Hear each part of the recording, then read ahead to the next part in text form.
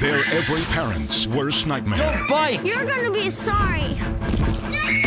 Kids completely out of control. Give me the knife. I'm gonna kill you! And taking over the household. Don't do that! These families have reached the end of the rope. How was I supposed to know I was gonna have 3 kids in 2 years? They're in desperate need of help. Shut up, everyone! They only have one alternative left. It's time to contact Nanny 911. Hello, this is Nanny 911. We've gathered a team of world-class nannies from all over the globe. Each week from Nanny Central, they will watch a video of a family in crisis. Stop it.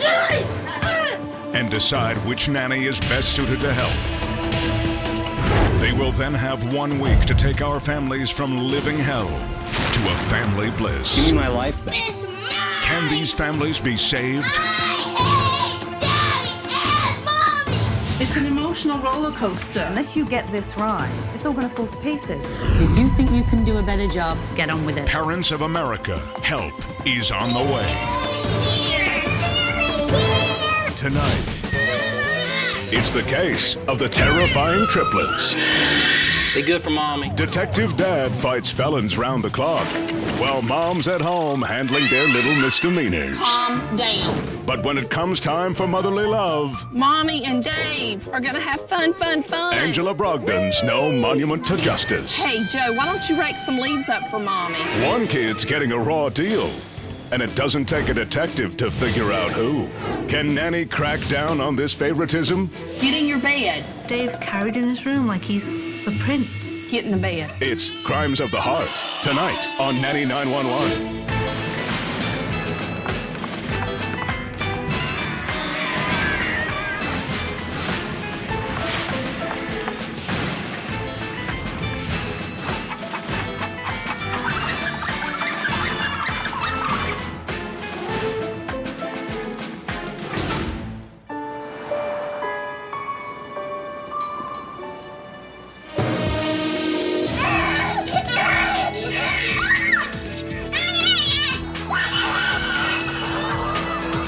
I'm Angela Brogdon, 36 years old. I'm a registered nurse and have 4-year-old triplets. What about me?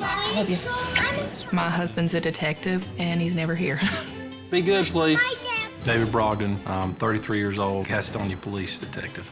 The good Lord blessed us with triplets. Just knowing that I'm a police officer doesn't scare my kids one bit. No! It's a lot easier dealing with people at work than it is dealing with my kids at home. Don't scream like that. You're gonna eat it. I feel like I'm in the middle of a 3-ring circus. It's crazy. That is not nice. I gotta go 3 different directions at once. Total chaos. Dave is the youngest of the 3. Dave's more timid. No, don't do that! He does have a temper. When he's mad, he's mad. He will stay mad. He will hit himself, scratch himself, and just scream until I give in to him. I'm tired! Joe's the problem child. Joe's the whiner of the 3. I want to make the tea. You don't want the Joe likes things his way, otherwise he just totally melts down.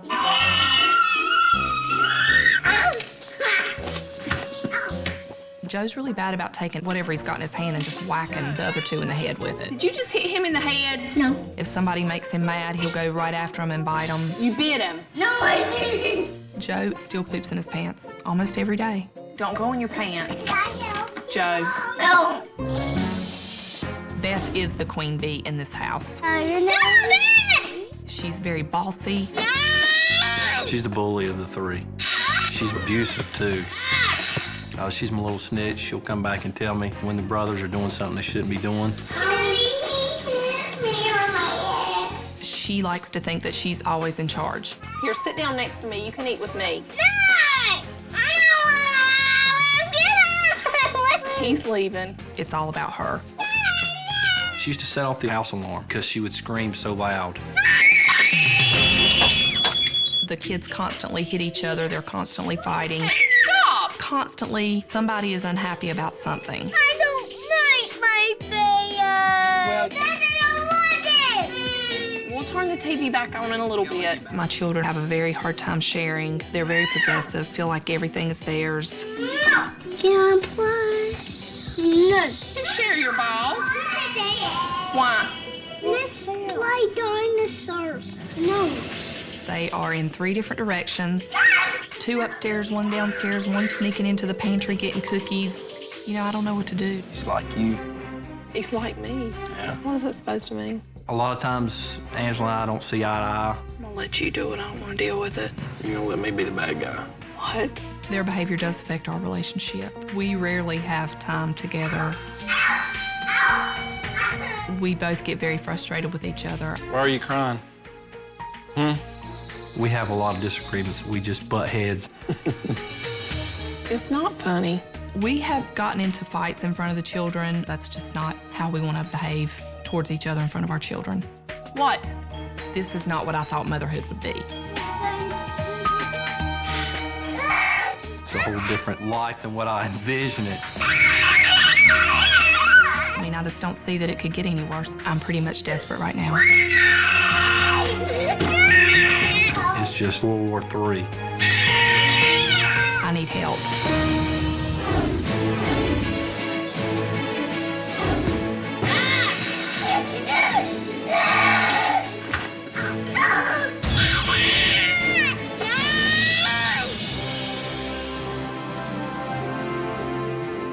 Well, ladies, what do you think? All that whining, make it stop. Please make it stop.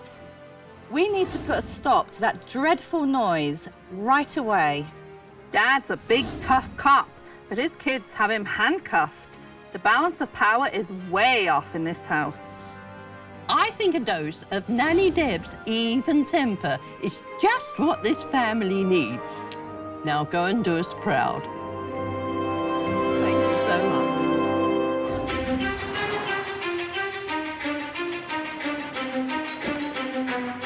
As I see it, the Brogdon family desperately needs some direction.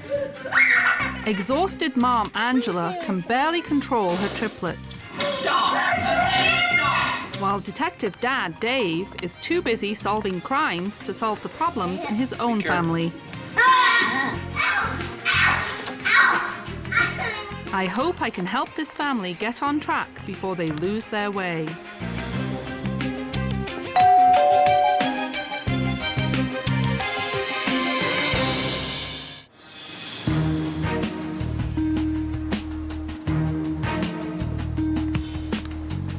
I'm Nanny Deb from Holyhead, North Wales, and I've been a nanny for over 24 years.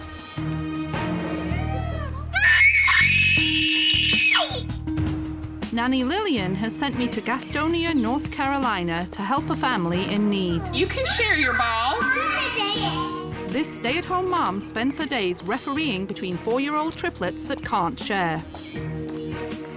I'm here to restore order in the Brogdon household.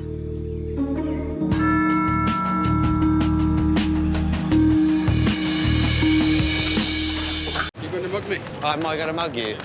Is that gorgeous or what, eh? And I believe I can run a decent marathon. Thank you very much. Download Veely now. Hello. Hi, I'm Nanny Deb. I'm Angela Brogdon. It's so nice to meet you. Nice to meet you too. Come in and meet the family. Thank you. I feel a little intimidated because I know that she's going to point out all my faults. Hello. Hello. It is a little scary because we don't know what to expect. You don't have to say hello. Even nannies feel a little shy sometimes. Come here, sit up. I'm just gonna say one thing quickly. You're gonna see me today with this book, and I'm gonna be walking around making notes. But I need you to do something really special. Use your imaginations and pretend that I'm invisible. I think the nanny will butt heads with Joe and Beth. I think she's gonna have her hands full with those two.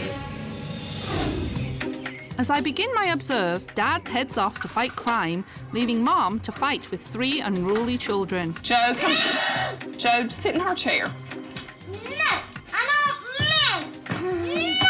No. Mom tries to sit the kids down for breakfast, but they would much rather work on their art projects. Listen, why don't you sit in your chair and let Joe sit in his chair, and then everybody will be happy. Then you get up and sit in your chair. And before I can put pen to paper, Mom and Beth are locked in a battle of wills. Look at me. When you can stop being mad, you can have your scissors back. When you can tell Mommy you're sorry for acting ugly, you can have your sisters back. Elizabeth, come on. You're not going to behave this way. Come on. Beth's tantrum is out of control.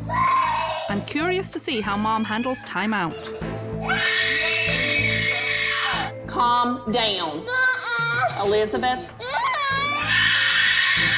Beth was very, very angry, and watch out when Beth is angry. Elizabeth, Gail, you don't throw the chair. I can't control every little thing they do like I could when they were babies. And this is all just because she's not getting her own way. Exactly. Exactly. And Dad's not here. So you have to do this all day long, basically, when he's not home.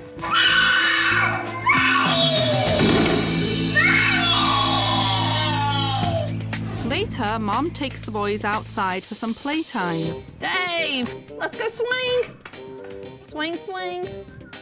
We get to have fun. Mommy and Dave are gonna have fun, fun, fun. Whee! Keep. You wanna go on the red one? Okay. Okay. Mom was treating Dave differently than the other two. Joe, Dave wants to swing.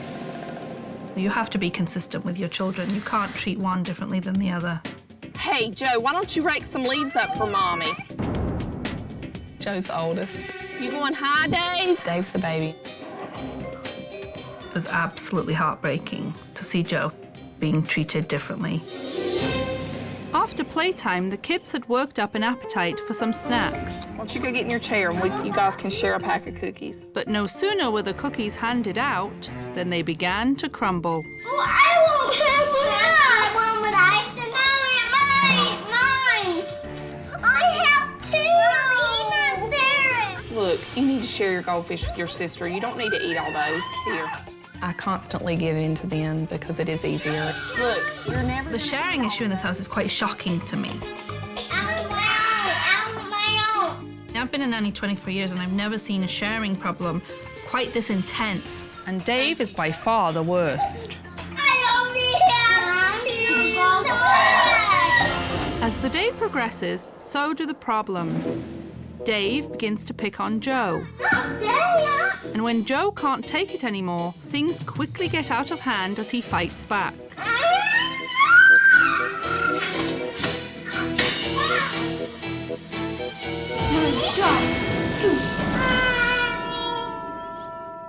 Here, put your pants on. Let me go deal with Joe. Come on. Joe, did he hit you, yes or no? Yes. And even though Joe and Dave are both hitting, Joe is the only one in trouble. Mom, you're gonna have to sit in timeout. Mommy will set the timer. When you hear the timer go off, you can get out of timeout. You're in timeout. 4 minutes. You can get out when the timer goes off. I don't think at all that Angela was favoring Dave intentionally, but he's starting to be really, really aware of it, and it's going to affect his self-esteem. It's been a long day for Angela, and when Dad returns home, I hope to see her get some help.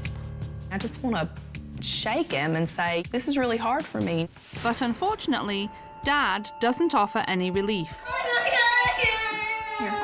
What? The nighttime chaos usually begins at bath time. Stop it now. Stop.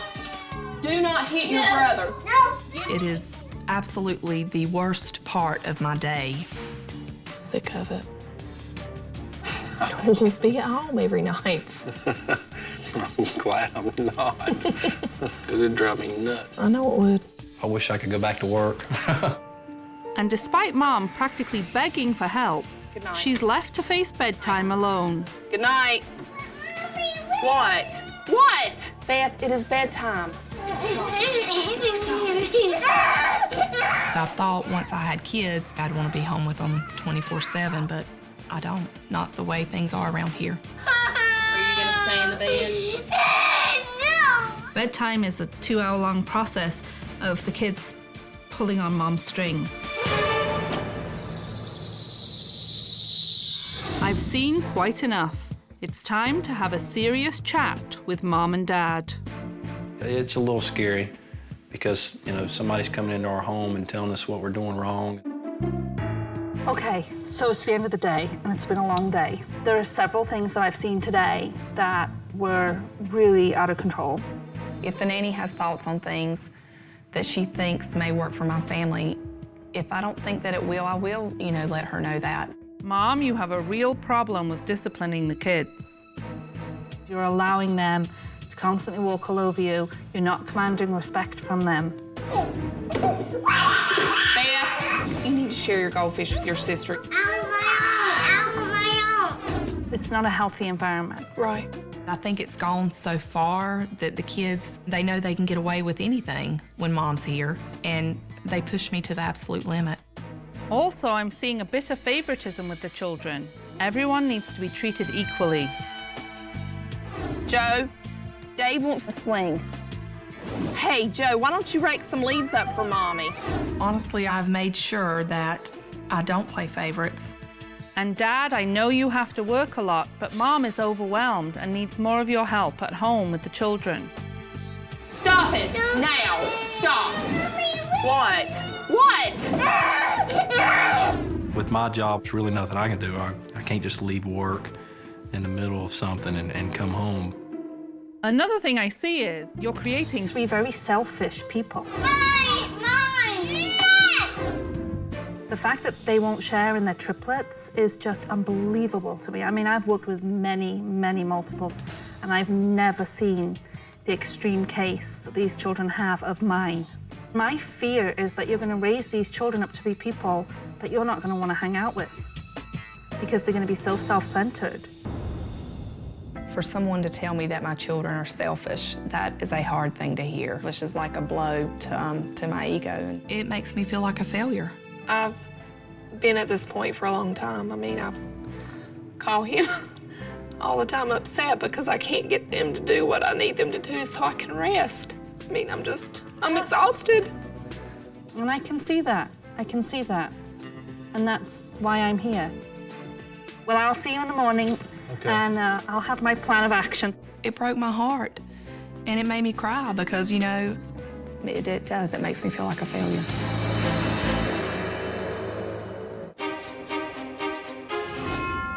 After a day of observation, the problems with the Brogdon family are clear. Say good morning to Nanny, Dad. Dad spends too much time solving crimes to solve his problems at home, and Mom has absolutely no control over her children. So today, I'm giving the Brogdon family their own set of rules. This is my big nanny book. Today, I'm very nervous. She'll have to kind of set the rules for how we're going to deal with them. And in this book, I have some rules for your family that's going to make it work better. I think Nanny Deb is probably thinking, this lady has got 3 kids that are totally out of control. I know I'm not going to agree with everything she says, and to be honest with you, I don't know that I'll do everything that she says. So rule 1 says, no whining. Who makes that sign? Who talks like that sometimes? Oh, look at Dave over there. Dave's like, oh no, no more whining. I have 2. I think the children are going to have a hard time with the no whining because that has been how they have learned to get everything they want. The second one is no aggressive behavior. No hitting. Elizabeth, come on. No biting. No kicking. No punching. Right? And I pushing nobody down on the concrete. No pushing anybody. If you'll throw a rock in your eye. That would be terrible. We don't want to throw rocks in somebody's eye. That's called aggressive behavior, and we don't like that kind of behavior. And the third rule is no toys in the bedroom at bedtime. Putting them in the room is the worst thing you could do to them with all their toys out of there. And the last rule I want everyone to work on is sharing. They have a very hard time sharing. They're very possessive, feel like everything is theirs. So does everybody understand the rules? Yes. We do? Okay. So It'll be tough at first to make that transition. They're going to do what they want to do anyways. So we have lots of things to work on today. Is everybody ready to work? Okay. The nanny does have her work cut out for her. These kids are a nightmare.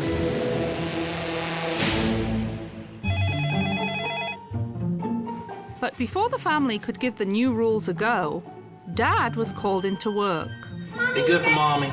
Staying at home, taking care of my kids is 100 times harder than going to work. You can't even compare the two. Bye, boys. Be good, please. I find myself stressed out more at home than I do at work. With Dad off at work, it's up to Mom to stick to the rules at playtime. Immediately, I could see that Dave was having a problem with the sharing.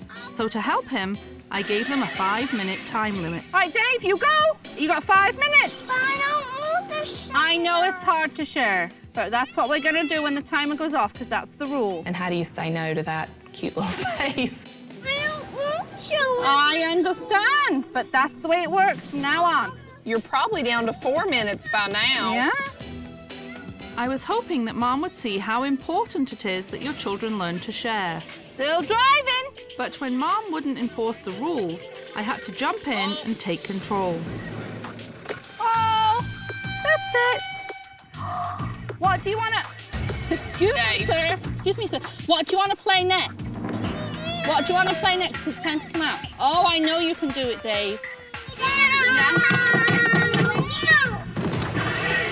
It makes me feel like a failure when I have Nanny Deb standing over me watching when I don't know how to handle this situation. Dave's having a hard time with sharing. Dave, you have a choice. Either you come out now and take the things with you that you want to take, or Nanny will have to take you out of the truck, because your turn is over. Dave. Dave did not want to share, and he stormed off into the house. Come here, buddy. Instead of disciplining him, Angela just gave up. This family may be a lot harder to help than I thought. Later that night, with Dad still not home to help, I hoped Mom would toughen up for bedtime. I sat her and the triplets down to go over the new bedtime rules. I'm going to talk to you guys about your new bedtime, and then Mommy's going to listen too, so everybody knows. I am pulled in 3 different directions at bedtime. I dread it. It's the hardest thing that I've ever been faced with. Number 1, get into bed, and you can have books in your bed, but no toys anymore in the bed. Toys are for daytime. Mom sets up their room like a veritable toy store. Bedtime isn't about going to bed. Bedtime is just get in your room and play, but please be quiet and shut the door so I don't have to deal with you anymore. But before we could put the bedtime rule to the test, the phone rang. When I was putting the kids to bed, David called and he's like, there's been an armed robbery, there was shots fired, and I've got to go interview these victims. Well, it totally infuriates me. It's like, you know, you were supposed to be home. I can't even describe how it makes me feel. It just bothers me to no end because you're supposed to be coming home so I can get a break. So, without Dad's help, Mom and I removed the kids' toys from their bedrooms. Okay, so Dave, we're going to clean up your toys now. We're going to put them in the bins, and then we're going to take the bins out of your room. Okay, listen. Do you want...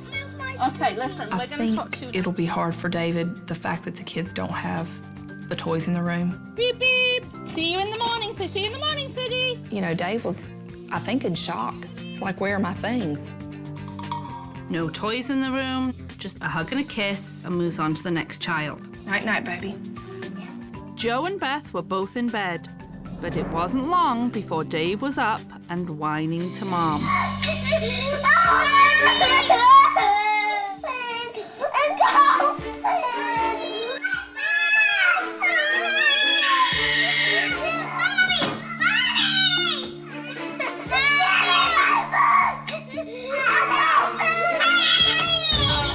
Dave is a master manipulator. He knows which strings to pull to get what he wants. It's a very hard thing for any mother to hear their children crying like that.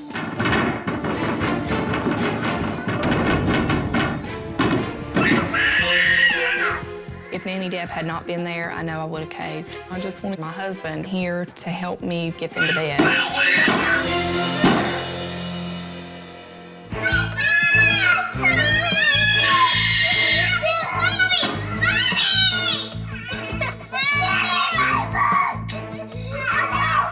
If Nanny Deb had not been there, I know I would have caved. I just wanted my husband here to help me get them to bed.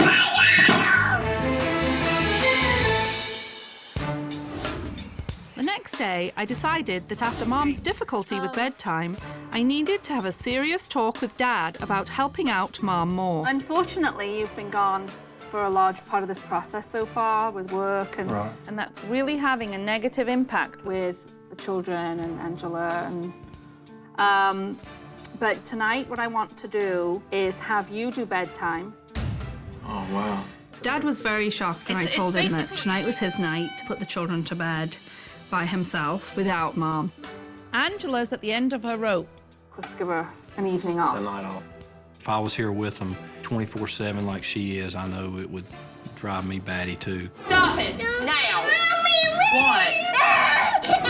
You're new to this with them. They may see you as an easy target, and that's why I'm going to be right there. I mean, I can do it, but it's just going to be tough for me too. And that's your job. Yeah. All right. I hope Dad realizes how important it is that he helps out, because if he doesn't get it, things are never going to change. No sooner had I finished talking with Dad than Beth started having a tantrum. Put them on. What's wrong with red pants? It was time to see if our little chat It's the only had clean had pair of any pants I have effect. downstairs. You need to put these on or go upstairs and get another pair yourself. I'm not. Come on, you can go sit in timeout. Sit. 4 minutes, Beth. No, sit. Sit. I was curious to see if Dad would help or just sit on the sidelines. If you keep getting up, the longer you're gonna have to sit here. Don't move. I get, like, so anxious inside.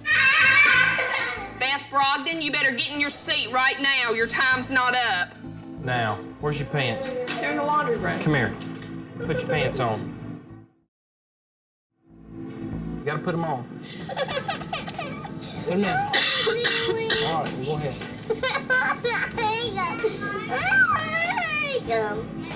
When Dad is home with the kids, they listen, and it bothers me. There's a big difference between how the children respond to when Mom asks them to do something and when Dad asks them to do something. Next, it was time for bed. I was anxious to see if Dad would stick around and help with that as well. I'll handle this. You will? Yeah.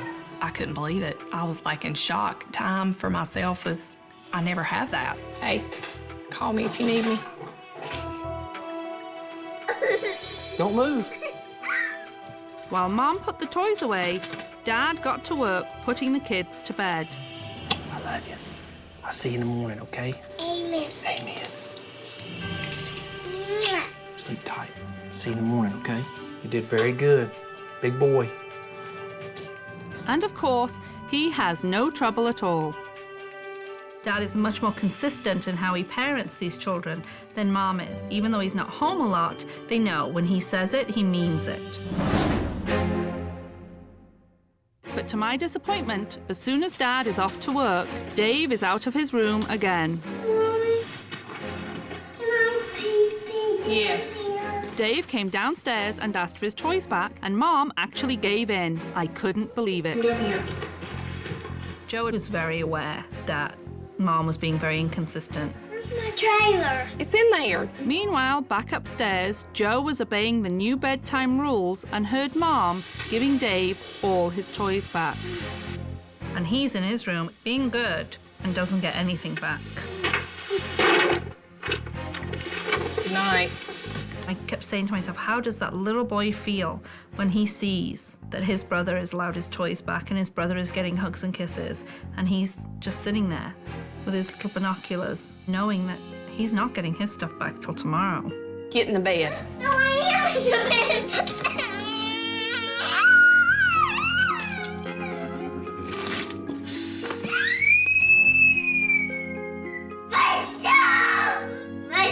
I gave you about 1,000,000 warnings. Joe, get in your bed now. You're not getting your stuff back.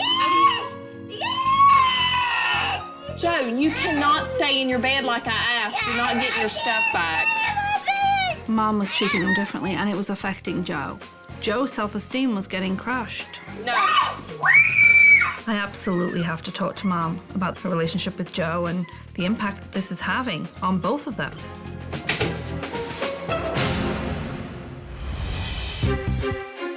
Get in the bed.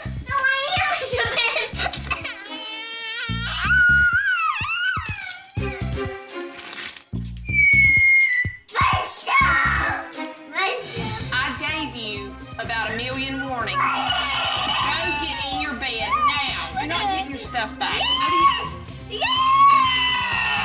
Joe, you cannot stay in your bed like I asked. You're not getting your stuff back. Mom was treating them differently, and it was affecting Joe. Joe's self-esteem was getting crushed. No. I kept saying to myself, how does that little boy feel when he sees that his brother is allowed his toys back and he's just sitting there knowing that he's not getting his stuff back? Today, I need to talk to Joe and see how he's feeling about all this favoritism. But I want to talk to you about something. Remember yesterday when Mommy took the toys from your room? Yeah, and she puts the game back. Yeah. But she didn't give them back. And you were peeking out the door and you saw Mommy take Dave's toys away? Yeah. And then what happened? Did Mommy give Dave's toys back? If one kid gets the toys back and the other kid doesn't, do you get angry? Yeah. It was absolutely heartbreaking to see Joe sitting there. It's got to impact his self-esteem and make him feel not good enough. You and Dave are both the same, right? Because it makes you feel happy when you and Dave are treated the same, right? Yeah, right. Because it's not fair if one kid gets the toys back and the other one doesn't.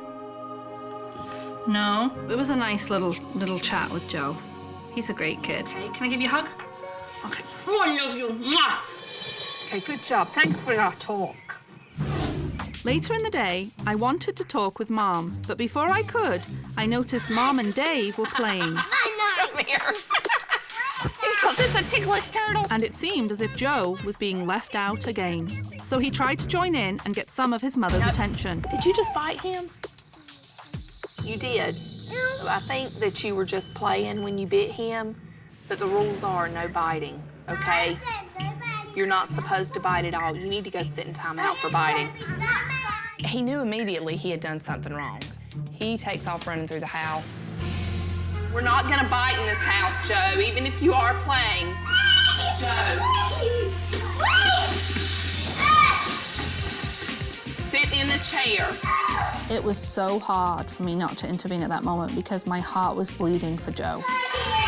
He is not gonna hit you, and you're gonna sit in the chair for biting your brother. No biting.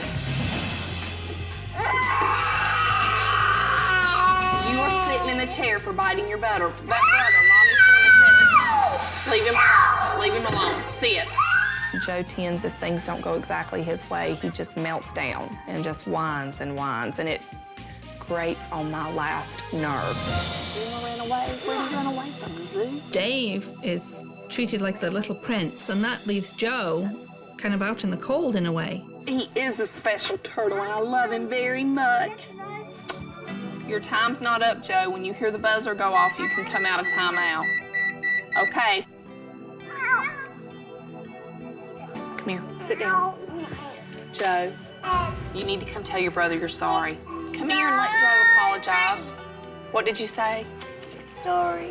No more biting, okay? Mommy, can you play with me? Mom,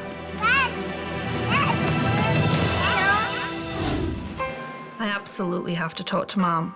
That little boy's gonna grow up feeling like he's not good enough, and that's not true. There's one thing I want to talk to you about, and I feel like I wouldn't be doing my job if I didn't bring it up. There's been a lot of babying with Dave, and it's really impacting Joe in a negative way. Okay. You do treat them very differently, and I don't think you're aware of it. No. The other night, you took toys away from both of them and you gave Dave his back. And Joe was at the door, and he saw all of it. Love you. And then later, you took more toys away from Joe. It was clearly favoritism. And that's going to really affect Joe. I had no idea that I was doing that, and it broke my heart. I can only imagine how that made him feel, and it really bothered me. And I wouldn't be doing my job, Angela, unless I made you aware. It's just been something that's evolved, buried too deep for you to notice. So now you're aware of it. I know you're going to change it. Okay, so maybe you can have a little bit of special time with Joe, too. Okay. All right? Thank you. Okay, you're really good. You are a good mom. Thank you. I never wanted to hurt my kids, and I never meant to do anything to hurt Joe. I'm going to make sure that I treat them equally. After we finished our talk, I left Mom on the porch to contemplate what we had discussed. Come on, baby.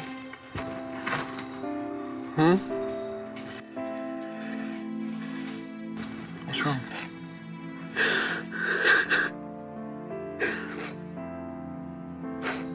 And I've been favoring Dave over Joe, and I didn't realize it. And I never meant to treat him different like that. It breaks my heart. It's hard with 3 of them. It'll be Listen okay. to him. He's so sweet.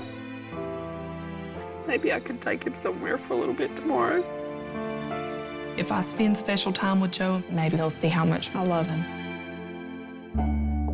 And the next day, I was happy to see Mom spending some time with Joe. Yeah, we made it. Oh, you got us some sticks. Should we break them up and throw them in? Now, that's an awful big stick. He had the best time running around and playing with just me, where he didn't have to share me with anybody. You think that's enough? No. It was good for him, but it was also good for me. Guess what? We can do things like this all the time, just me and Joe. Does that sound like fun? Yeah. Yeah. Joe was really excited to have one-on-one time with Mom, and so it was really nice and very important. You hold my hand? In the coming days, I began to see many small improvements. Made a new friend, didn't you, Beth? You did a good job. Mom started treating the kids fairly, so all the kids were getting along much better. And sharing was much less of a problem. Beth, thank you for sharing. That's really nice. Thank you, Sissy. Now that Dad is helping out more, there's less stress on Mom, which makes for a better relationship. But before I left, there was just one thing I wanted to see. Dad taking time off work to be with his children. Go way out there. They love crackers. To be able to connect with Beth or Joe or Dave is great. Take them out and bond with them and just talk with them or play with them or whatever. It's good for us and it's good for them. They're hungry. Look at them. We're feeding the duck. There you go. They were out walking with the ducks and having a good time, and there wasn't any whining, and to see them playing together and actually sharing and being excited about everything, it's nice to see.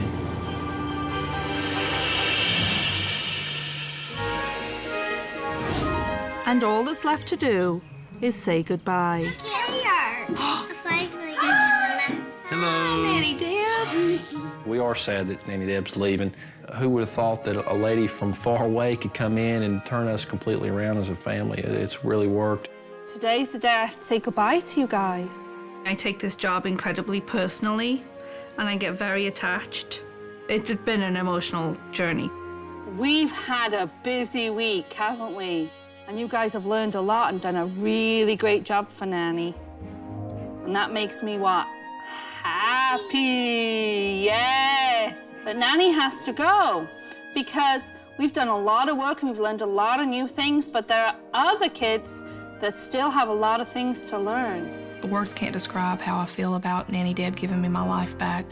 I feel like these 3 kids are the most wonderful gift that I've ever been given. I hadn't always felt that way before, but I do now. I'm gonna come over and give everybody a big hug and say thank you. Part of my goal here was to create more independence for these children. You know, we're preparing these children for life. We're not just taking care of them for now. To walk away is a very difficult thing. Having Nanny Deb here has meant a lot to me. Bye-bye, Nanny Deb. It's made me a better person, a better father, and a better husband. Okay. Thank you. Thank you for helping me be the mom I knew I could be. I knew you could do it. I knew you could. The past 4 years, there have been many times I've been ready to give up. I am a totally different person now. I think the kids have a lot more respect for me now, and we're ready to move forward. You guys be good for Mommy and Daddy. See you later. My hopes for this family are really that they can maintain the work they've done. Bye-bye. Bye-bye. That they can continue on the path that they're on right now, and that they continue to be a happy, loving family.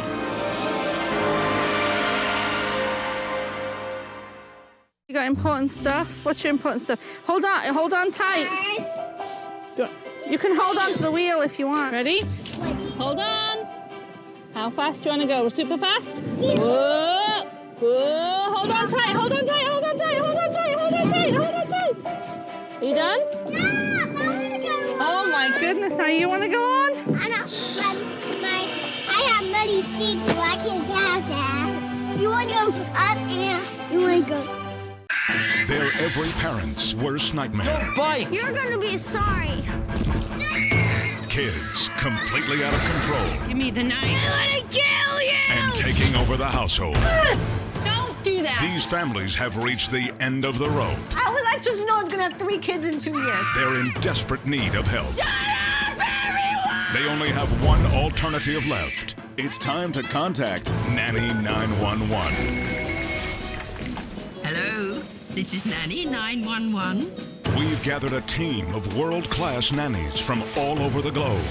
Each week from Nanny Central, they will watch a video of a family in crisis Stop it.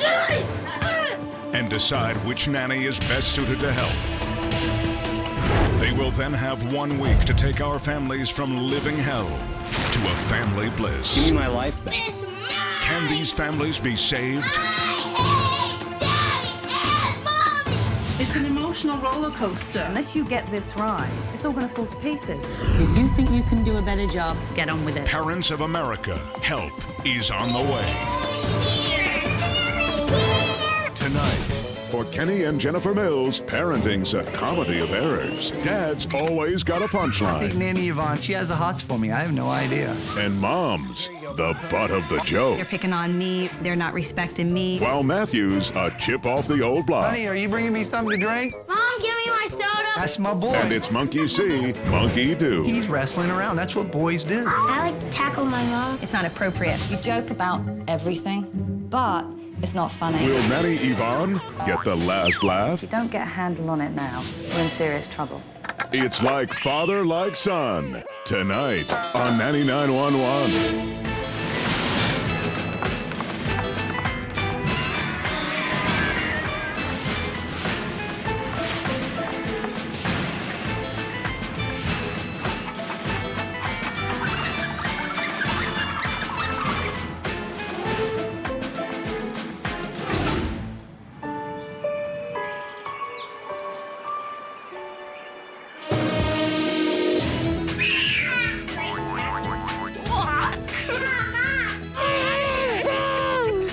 My name's Kenny Mills. I have 4 beautiful children and a beautiful wife. I'm done playing.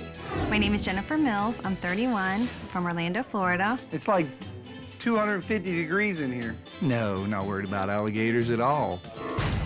Matthew? We're a little disorganized, I would probably say.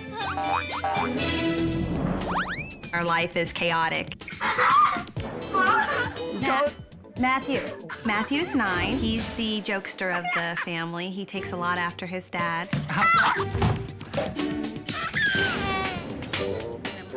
It's okay for me to say shit. You're not. It's not okay for him to say that. And sometimes he says that. Matthew's been playing football, and he does so well at it that yet he just doesn't know when to stop. But a lot of times he gets a little rough for me. Matthew! He's very touchy-feely. It gets to a point where enough is enough. Enough's enough. Don't. Ow. Madison. And then there's Madison. She's 6, and she's the only girl out of the bunch. Get off. Ow! Get off. Madison helps me out so much. Can I help you? It's tough having 3 brothers. Stop it! No, we're gonna cuddle. She's dramatic. And then there's Mason, who is 2. Wants to do everything by himself, always hurting somebody. No, Be Mason, nice, Mason, stop Mason. it! No, don't take him. He gets his way, and that's probably the biggest problem. Sit down. He doesn't sleep all night. He fights everything. I'm going night-night. Then there's Maxwell, who's the angel, who is 1. He just is a great, happy-go-lucky baby. Bring me that remote. Kenny loves beer, so on the weekends, I'm pretty much his little woman, go get me a beer or whatnot. Honey, are you bringing me something to drink? I tell you, yo, bitch, give me a beer. Thanks, babe. Are you getting me another one then? Thanks, babe. Thank God my wife is here. I sit on the couch, she gets me a beer, she makes the dinners, she takes care of the kids, she even mows the grass. Thanks for dinner. Kenny and Matthew, a lot of times they'll joke around and say mean things. Like you can do anything, Mom. Matt, please bring me the phone. You can get up and get it, yeah. You think we should get a new mommy? Everything that comes out of his mouth maybe isn't the nicest thing, but I know he's joking. New Orleans beat Philadelphia. Oh, I didn't pick that one. Yeah, go figure. When my dad's watching football, he'll never get up. Honey, Yeah. can you call satellite TV? Sure. I've always had the final word in my house, so great life, you know, put up with your wife. You know I'm gonna catch you. We're going crazy because it's just go, go, go. Matthew. I mean, when you have 4 kids, crazy things happen. We don't know where our children are at and they're hurting themselves. Where's Maxwell? I don't know. I thought you knew where he was. My husband may think that we don't need Nanny, but we do need her help. We're trailer trash, we're white trash. It's hard to teach an old dog new tricks. Did you just hit Goaty room? Shut up! He doesn't have any respect for me. You know, it breaks my heart.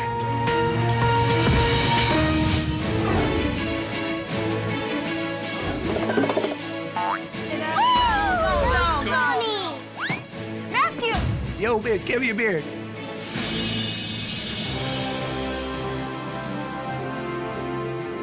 Well, ladies, what do you think? Matthew is running the house. These parents need to start taking their job more seriously. But that boy is learning his bad behavior from his father. They both need a lesson in decent manners. And who's keeping an eye on the little one? The lad shouldn't be left on his own like that.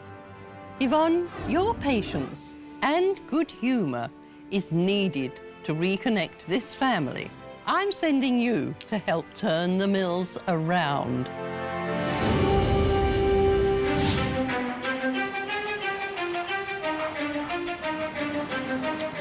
It seems to me that the behavior in the Mills family is out of control. Matthew! Say hello to my little friend! Dad Kenny treats Mum Jennifer like a doormat, and their 3 sons are beginning to treat little Madison like a punching bag.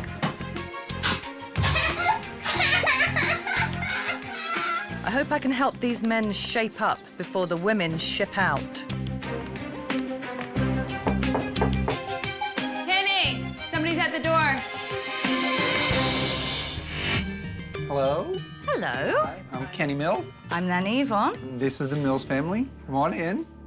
When Nanny Yvonne showed up, I had sweaty palms. You know, this is someone coming into your house and gonna critique how you're raising your kids. Hello, everybody. That's a nice big smile. You must be Matthew.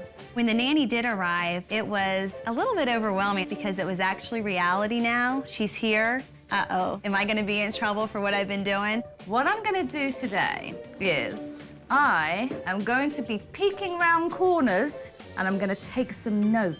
Having a stranger in the house, a woman, a nanny, yeah, that was a weird concept. You wouldn't mind, that would be lovely, thank you. I'm sure you don't all sit on the couch every day looking at nannies, do you? Go ahead. Sure you don't. Straight away, the Mills family sits down for lunch. Mason. Stand up. Sit down. Stand up. I think it's peculiar that Mum and the kids eat in the dining room, while Dad takes his meals separately in front of the telly. It's very strange. Mason, you want bread? I'll take mine with a little butter on it, please. Dad acts like he's in a pub. When he wants something, he just yells out to Mum, Are they already buttered? and she serves him right away. I would like to all sit down together as a family and eat together. but Kenny doesn't feel like that's important right now. You need to go in there now. Oh, I caught the remote. It was just easy to sit right there in front of the football game and eat and turn the TV up so you can't hear him. Mom, tell Daddy to come. He's not going to. I'm gonna eat in the living room where I normally eat, okay? Thank you. The living room, we can't. I don't know what Nanny Yvonne's writing in that black book, but it can't be good. After lunch, it's good to see that Dad is keeping up with the dental hygiene. Okay, bud, come on. Come on, let's go brush your teeth, come on. Brushing Mason's teeth has been a chore since he got the first one. Okay, Mason. Then we gotta brush your teeth. But unfortunately, little Mason has other ideas. Back here. I couldn't believe Mum and Dad had to chase Mason around the house. Where are we doing this at? Right there's fine. On the floor? And I've never seen parents having to hold down their child to brush his teeth. Okay, open your mouth. Good boy. Okay. Almost done. More like a torture for Mason than a simple task of brushing your teeth. All done. Sorry. Good job, buddy.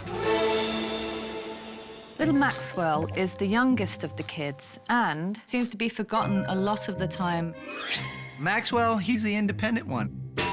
He plays, and he plays all by himself. Playing alone at his age is very dangerous. And I couldn't believe that these parents allow Maxwell to wander around the house all by himself. Where's Maxwell? I thought you knew where he was. Later on, big brother Matthew decided it was playtime. Give him the ball. But it seems Matthew doesn't really want to play. Instead, he teases and taunts them. And he doesn't know when to stop. Get back here. You know, boys are boys, I think. And coming from 11 brothers and sisters, you either fought back or you took a beating. I'm shocked to see that Mum and Dad don't make an effort to discipline Matthew. Can I have any normal kids? And his behavior continues to escalate. Headbutting time! No, stop! Matthew loves to pick on his sister. Come here, let's cuddle. Stop it, Matthew! He likes to push her buttons and see how far he can go with her and with me sometimes. Jennifer plays along with the roughhousing with Matthew, and even though she says no, I don't believe her. Matt, stop! I like to tackle my mom because it's easy. Kenny! Kenny! Movies? Come save me, Kenny. But Kenny just ignores his wife. He's too busy causing his own problems. Oh, you missed me. Oh, you missed me. Oh. I can see that Dad's behavior rubs off on the kids, especially Matthew. Stop. No! Matt, enough is enough, please. No. Stop. Later, as Mum starts preparing dinner, I begin to see more of the interesting dynamic between Jennifer and Kenny. Honey, are you bringing me something to drink? Kenny orders Jennifer around, and she goes and gets everything for him as soon as he asks for it. Thanks, babe. Jennifer, did I turn the dryer on? I'll check. She even mows the grass, bro. She will she goes out and mows the grass. And I stay and watch football. Touchdown, Pittsburgh! Honey, can we get a fan for in here or something? It's like 250 degrees in here. Once again, Dad just sat on the couch watching football while he ordered Mum around like a servant. Here's your fan. It's hard to watch Mum being insulted over and over, especially in front of the children. Are you getting me another one then? Thanks, babe. I don't care what they say about you, you're all right. I sit on the couch, she gets me a beer, she makes the dinners. She probably does have 80% of the responsibility of the family, and she doesn't mind it. Max, what are you doing, Bubba? You're not going poopy, are you? Oh, man. Do you want Daddy to change your diaper or Mommy to change your diaper? Yeah, I agree. Here you go, Mom.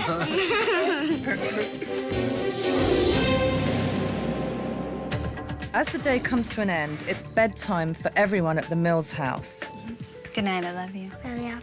Okay, night-night, Maxwell. Night-night. Except for Mason. Mason's never slept in his own bed, ever. He usually sleeps on the couch or with his mother. Mommy, lay right here, okay? At night, Mason runs the house. Good night-night.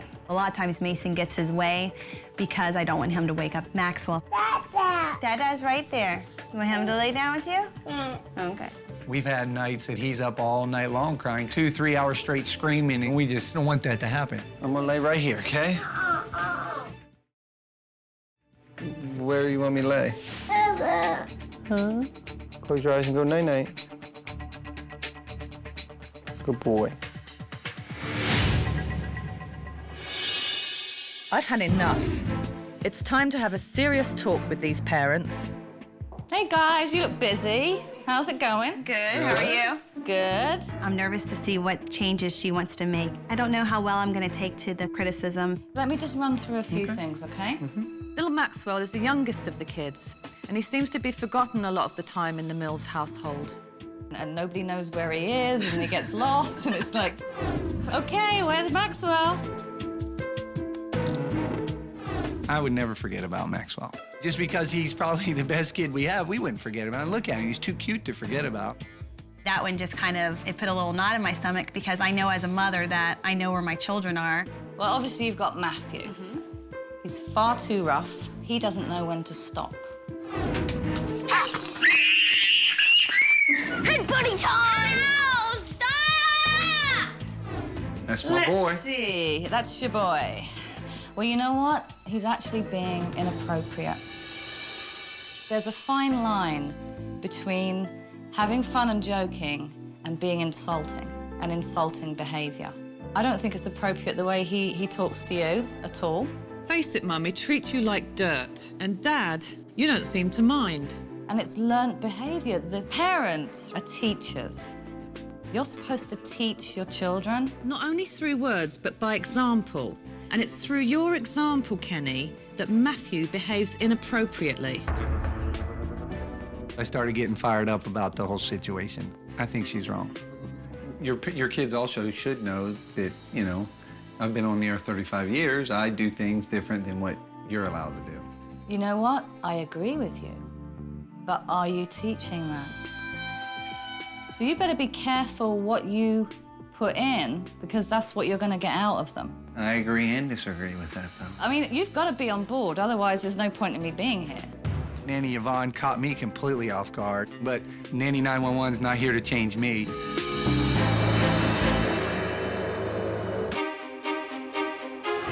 After my day of observation, the troubles in the Mills house are clear. Come on in.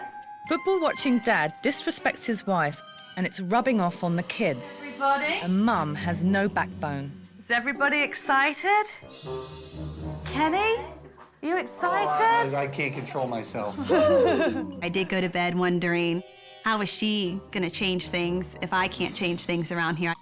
Well, I've came up with a set of family rules that are for you, the Mills family.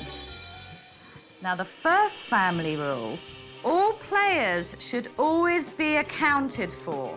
I've noticed that Maxwell goes missing and nobody knows where he is. That upset me the most because I know where my children are. Where's Maxwell? I don't know. I thought you knew where he was. Now, the second rule is if you don't have anything nice to say, don't say it.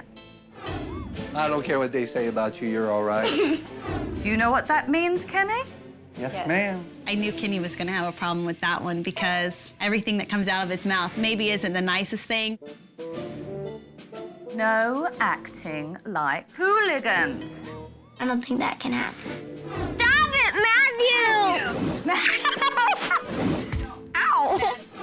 Acting like hooligans? You know, that's us. The next one, everybody chips in with chores because Mum seems to do everything. I do a lot of the chores, you know. I do the dishes, I do the laundry. Jennifer, did I turn the dryer on? I'll check. And everyone's gonna help Mum.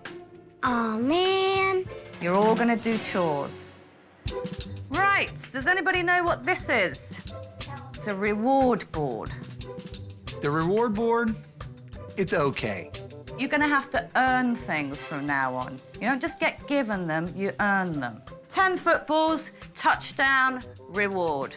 It's up to Mum and Dad to decide which reward you get. When I get 10 footballs and get a touchdown, I think my dad will probably get me a big surprise. And let me tell you something else. If you do something wrong, I am gonna throw penalty. And there will be consequences if you get a penalty. Nanny's plan, it's obviously not foolproof, and what she says isn't always going to work for every family. Are you quite clear on everything, Oh, Dad? I am clear as a bell. Okay, good. Kenny is very strong-headed, and I hope he goes for the changes, but I have my doubts. I want you to carry on again as normal, and I'm going to be watching. It's hard to teach an old dog new tricks. Right away, the Mills team is off to a strong start. Okay? The kids are You do helping it. Mum with all the chores. Good boy. Doing the dusting for Mummy. And here's the other guys chipping in. The reward board, the kids, I think, just love. I think they can relate to it. Do you want to go see the bathroom? Sure. It seems like they want to do things, and they want to be acknowledged that they've done something good, and they want to be able to get another 10 yards on the board and score a touchdown. Well done. Well done. Closer, good job. I love getting those cheerleaders. Madison, where did you find this? With all the commotion surrounding chores and rewards, it looks as if Mum has forgotten the youngest child. Maxwell was overlooked and not being kept an eye on. The socks on the chair? Do you think that's where they belong? This is definitely cause for a penalty. Penalty, Mum. One of the rules has just been broken. Leaving Maxwell alone? Yeah, exactly. And that really can't happen. It really can't happen. I thought I kept a good eye on Maxwell. But you've got to remember this. I mean, he's on his own in here. Right. I mean, we just can't do that. Okay. I felt really bad. Later on, it was homework time. Madison was working hard, but Matthew was playing a video game instead. Matthew, you have to put the game away, buddy. Why? Because I said you have to put it away. Why? Because you have to. You have to turn it off. Why? Matthew wasn't listening to his mum. He completely ignored her and started arguing with her. Matthew? Just tell me why. Because you're not allowed to, okay? That's it. You don't... Matthew refused to obey her. And that's a major infraction. Okay. Unsportsmanlike conduct. You just got a penalty. Penalties are awful. I don't think that's appropriate for this stuff. Any chores you need doing, Mum? Sure, I could think of some chores I could need doing. Matt, you want to get the laundry out? I was surprised. I was really happy to see that and really amazed that he went through it and did it. Well done. First penalty, and you took it like a trooper. Now it's time for dinner. Let's see if they can make it through without Dad picking on Mum. The whole thing fell apart. Want to talk about cheap furniture? Thought you were cheap. Cheap is cheap. There's no other way to explain it. She is cheap. Oh, that's rule number one. Kenny is crossing the line. That's honesty. She admits, are you cheap? Bad. You should follow the rules. That wasn't bad. It was, actually. To call your wife cheap in front of the children, I find it insulting. And one of the rules is, don't say anything insulting. It's the truth. Penalty. Right, now you got to clear these up. So I called her cheap. And she throws a penalty flag on that. I'm like, that's unbelievable to me. She is cheap. She is. Ask her. No, that's insulting. That's crossing the line. You should use frugal. Yeah, I'm just the kind of guy that goes around saying frugal. Hey, guys, I'm frugal. I think we need to go to the vocabulary book on that. I think Nanny Yvonne is picking on me a little. Maybe she has the hots for me. I have no idea. At the end of the day, I knew that my biggest problem was going to be Kenny. This lady's crazy. What's your definition of nanny? And sure enough, I find Kenny up to no good. She helps us be nice to each other. I don't know that a nanny does that. Not my definition of nanny. My definition of a nanny, let me start you guys off. Let's see. Nanny would probably what? Cook dinner? Well, the kids and I, we made a list about basically what we thought a nanny did. How about clean? Clean the house, clean the dishes. I'm not there to do Kenny's laundry and dishes. I'm there to help his children. We're all in agreement here that so far she hasn't cooked. Has she cleaned up? No, she's never touched this Becca does. Nanny Yvonne criticized, but she hasn't cleaned a thing, you know? I think this is a pretty good list. What do you think? Yeah. Kenny really wasn't interested in the rules whatsoever. His behavior was reflecting on the children and everything was just becoming a joke with them. There's the Mills. She isn't her family. Mills family list, that's fantastic. I don't know what it'll take for Dad to wake up and see the damage he's causing. The next morning, I see firsthand how Dad's disrespect rubs off on the kids. How you doing? Can I have a hug? Matthew is behaving just as disrespectfully as Dad and went after his sister. Madison dramatizes everything. You know, he may have not done hardly anything, but she's screaming hysterically. If I'm in the living room on Sunday watching football and I don't want to be bothered, I'm irritated. What'd he do? What, did he throw the ball and hit you in the back? Okay. And then he started to tackle me. Okay, it's not life-threatening.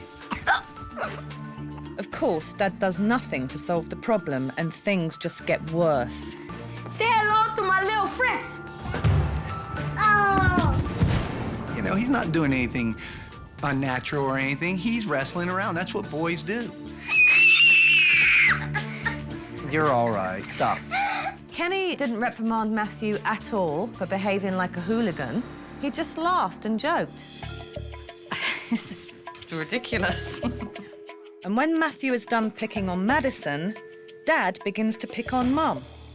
Hey, way to pick out good fruit. I don't see you going and picking it out. You go to picking it out. Hey, thanks for the thought, babe. Next time you go up there and get them. Next time you go out there and get him. Kenny just doesn't get the fact that he's insulting and he's not teaching his children the correct way to speak to women. See how Daddy has to do it all? Mommy does nothing. Once in a while, he'll say things, and I've just gotten to the point where I know he really loves me, but I want him to stop. I think we should get a new mommy. No? You sure? I'm sure. You know, we could trade her in. I don't want to. We could get the Rolls Royce edition. Jennifer had become numb to what her husband was actually doing. You know that whole Mary thing, how we told you? I'd think twice about it. You know what I'm saying? Huh? I mean, of course, unless you find a good husband like me, right? They're good. At least you got the grapes right. If I can't get through to Kenny, maybe I can make Jennifer understand how her husband's behavior is affecting the kids. It's time to sit Mum down. I won't be here for too much longer. And I want to make sure that we are working together and I'm fixing some of the problems. Right. I'm very concerned about the way Kenny treats you in front of the kids. Yes. But I don't see you telling him when to stop. She's right. If we don't start being more serious, then things are going to get out of hand. You're a role model for Madison. You know, she's going to be a woman one day. And it just, to teach her that it's okay for that to happen to you, it's not right. Yeah, and I hadn't really thought about it, I don't think, from Madison's perspective as far as it's okay to get hurt, you know, by a boy as far as being that rough. And I don't want her to think that it's acceptable. He thinks it's okay to order you around and get me a beer and, you know, call your names. And it's becoming insulting. He doesn't have any respect for me. I don't want your children to see that kind of behavior because it's not a very good role model. You've got to stop it now. I kind of have taken it as a joke for many years and that it really doesn't affect me. But I saw her point of view in the sense that it is affecting the kids. But you have to stand up to Kenny. Okay. I hope Mum sees how serious this is and that she'll begin to stand up for herself. And later, once again, Dad's up to his old tricks. Jennifer, what are you doing? I'm putting the dishes away. What? What do you need? Yo, you think you could get us a sandwich or something, please? I hope Mum took our conversation to heart and will set a good example for the children. Matthew was sitting right next to him, and it was her time to stand up to him. He had called me in there and was telling me to get him and Matthew a sandwich. And the way he said it wasn't a very polite or nice way to say it. It's not acceptable. We don't want the nanny to change my wife. Did she get the outline of that or no? I know you're probably joking, but the kids are sitting right in here and they don't know. Could you please not talk to me like that? Sorry. Touchdown for Jennifer and Nanny. It's great to see Mum finally standing up for herself, but I still don't seem to be getting through to Dad. Move back. Dad. Oh, haven't caught one yet. It may be just a joke to him, but his constant insults are taking a toll on this family. And later, while Mum is preparing lunch, Matthew and Dad continue to rule the roost. Great kid. Not really. Mom, can you give me my soda, please? You get it. Matthew was a carbon copy of Kenny. This week, though, I've kind of picked up the fact that maybe it's not appropriate for him to be like Kenny all the time. Mum ignores Matthew, but Dad eggs him on. You're related to your mother. Mom, can you give me my soda, please? Mom, can you get me something to drink?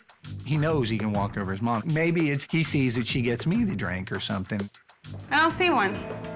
You're blind. Mom, say hello to this guy. Oh, yeah. Well, now that you asked, you could get it, right? There's something wrong with your wife, man. She's got mental something. Matthew wants to be just like Kenny. He's doing this probably a lot because of Kenny, the way that Kenny acts. Your wife has problems. You might have to take her to the hospital. I was really angry at Kenny for letting this behaviour go and not addressing it at all. And as much as I wanted to step in, I had to give them a chance to do this on their own. But later, Matthew's verbal assault on Mum turns physical. When Matthew's horsing around with me, I want him to be a kid. I want him to have a good time, but sometimes I'm annoyed with it, you're hurting me, and I want him to stop. Oh, no, Matthew, I'm not done don't. with you. I'm not done. Stop. Let's play some Matthew. I watched Jennifer being tackled by her son. Stop. You're being too hard. It's absolutely fine to play around with your children, but not to become a doormat. Stop, okay? Enough's enough. And although Mum was holding her ground, Matthew just doesn't know when to stop. You want me to get Daddy on you? Kenny, can you come get your son? And when Mum pulls Dad into the mix, Kenny does nothing at all. That's my boy, that's all I can say. Enough is enough. I have to get through to Kenny before it's too late. All I want to say to you is, we need to do something now. He's 9 years old. He's getting to the point where he's going to be a teenager soon. And if you don't get a handle on it now, we're in serious trouble. I had to make it very clear to Kenny how serious this could be for his children. You're his role model. You're his guy. He mimics you. That's what you're teaching him. I don't think I turned out all that bad. I just don't want him to get himself into a situation that he can't get out of because we haven't helped him. To me, he's feeling out what he can do and what he can't do. No, but you don't stop him, though. You know, there's your point of view and there's my point of view. He was just negative and wasn't interested at all. I want you to explain to me how you feel it's right for a 35-year-old man to talk to his wife, in a kind of, I think, derogatory manner. There's a line between joking and insulting. Our vision of Nanny coming in wasn't to fix me, it was to help Matt get better. It was to help all the kids really get better. Because he's mimicking you and because you are basically his complete role model. And, if he says half of that stuff to half the women out there, they're not going to like it. I didn't say that to the women out there until I married one. Only the man upstairs is going to judge whether that's right or not me or not you. I had to make it very clear to Kenny I wasn't there to insult him or pick on him. I was there to help the children. I don't think you're a bad dad at all, not at all. And then I'm here to help you, and I am, believe you me. I'm not here to just berate you. I just want you to see where I'm coming from. Change isn't easy. That's, the best way I can describe it. But we're going to give it the old college try. Well, good, because we want Matthew to be the best he can, right? Gotcha. Will you have a conversation with Matthew at some point? I will have a conversation with him. Yeah? Yeah. All right? All right. Okay. I wasn't sure that Kenny understood what I was saying. We'll see. Soon after my talk with Dad, Matthew was roughhousing as usual. It will be interesting to see if I finally got through to Dad. Matthew, get off of him. That's why he does it, because he sees you do it. Go in your room. You don't do the disciplining. You're not the one. When it got out of control, Dad actually stepped in. Matthew, go to your room now. It is coming from me. You know, I can't deny it. What Matt's doing, it is coming from me. She's right. And then Dad actually went to have a talk with Matthew. What's up, buddy? What's up? Heart-to-hearts are hard for me. I get choked up real easy, especially dealing with my kids or my wife. You're a fun kid, don't get me wrong, and we have a good time, right? This is the conversation where we gotta know when the good time's over and when we have to be serious and all that. 9 years old, you're setting the example now. You know, you're the oldest, and I want you to lead the way in the right way. Even Madison, I know you horseplay with her, but when she tells you to stop, you know, basically you need to stop. She shouldn't have to tell you 4 or 5 times. To look over and see Kenny have tears in his eyes, that just, you know, it breaks my heart. It's in there, and I know I probably horse around and you get it from me because I'm an idiot doesn't mean you have to be one. But you understand where I'm coming from? So these are things we have to work on. You know I love you, right? Sure? Okay. Love you. You want the best for your family, and, you know, need a heart, I give it to them, you know, whatever. I couldn't be more proud of Dad. Obviously, he's listened to me and decided to make a change. In the coming days, things were starting to look up in the Mills household. Woo! Good catch. Good throw. I am thrilled to see the family has begun to eat meals together. And I'm happy to see the men in the family starting to treat the women with the respect they deserve. I really think Dad's new behavior will have a positive effect on the children, especially Madison. Orange. Deck. When I arrived, these parents didn't take Matthew's bad behavior seriously. Enough is enough. You hear me? That's not nice. Now they are addressing it. Seeing that the Mills family can have fun without anyone getting hurt, I know that the week has been successful. How about, where's my kid? No, Daddy's kid. But my work here is not quite done. I have to be sure that Kenny is helping Mum with the chores. It's like the light bulb went on. I'm double pitching. I'm doing the dishes. I'm doing the laundry. Whose sock is this? You're setting a really good example there. Fantastic. Jennifer was actually getting a break at the end of the week with everybody chipping in with the chores. Pull that out and put her in there. Kenny, I guess, had instructed the kids and kind of got them motivated, so it was a nice surprise. Yeah, we got dirty dishes to put in there. Yeah. Watch your head. Everybody chipping in with chores, I think that is one rule that will stick. Oh, thanks, buddy. And before I leave, Dad has a surprise for me. I got something I think appropriate since we butted heads so much this week. Oh, yeah? Got you a little set. I figured, you know, we could go in the front yard and take care of a little business here. I got Nanny, Yvonne, a set of boxing gloves. I figured, you know, we've been butting heads, and this was showing she won me over, you know, that I'm starting to be on her side.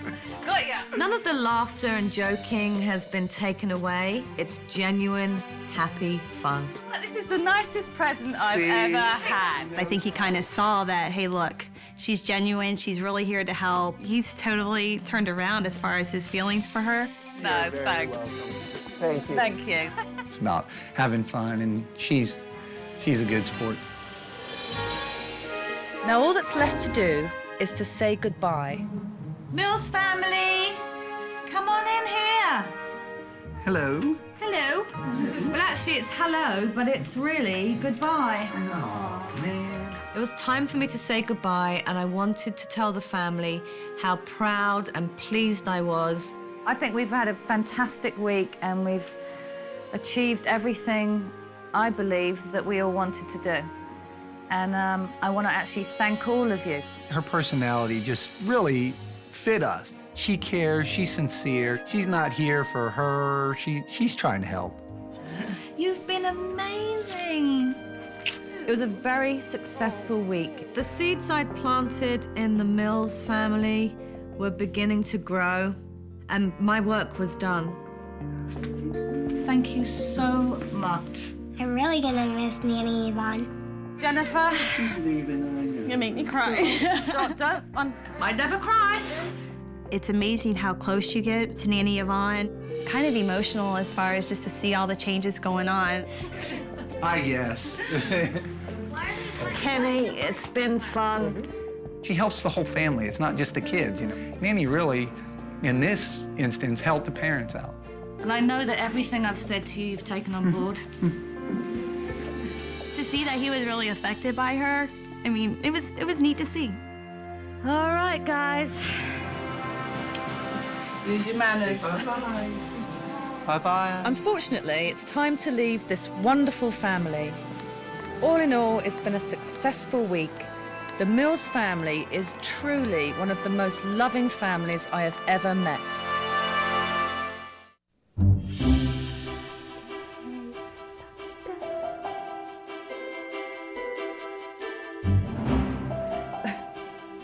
Guess what? He's asleep. Yes. Yes. No problem. Well done. Okay, good job. Good job, Jennifer. I mean, Nanny. Okay. What is this? Mason asleep on 3. 1, 2, 3. Mason asleep. They're every parent's worst nightmare. You're gonna be sorry. Kids completely out of control Give me the knife. I'm gonna kill you! and taking over the household. Don't do that. These families have reached the end of the road. How was I supposed to know I was gonna have 3 kids in 2 years? They're in desperate need of help. They only have one alternative left. It's time to contact Nanny 911. Hello, this is Nanny 911. We've gathered a team of world-class nannies from all over the globe.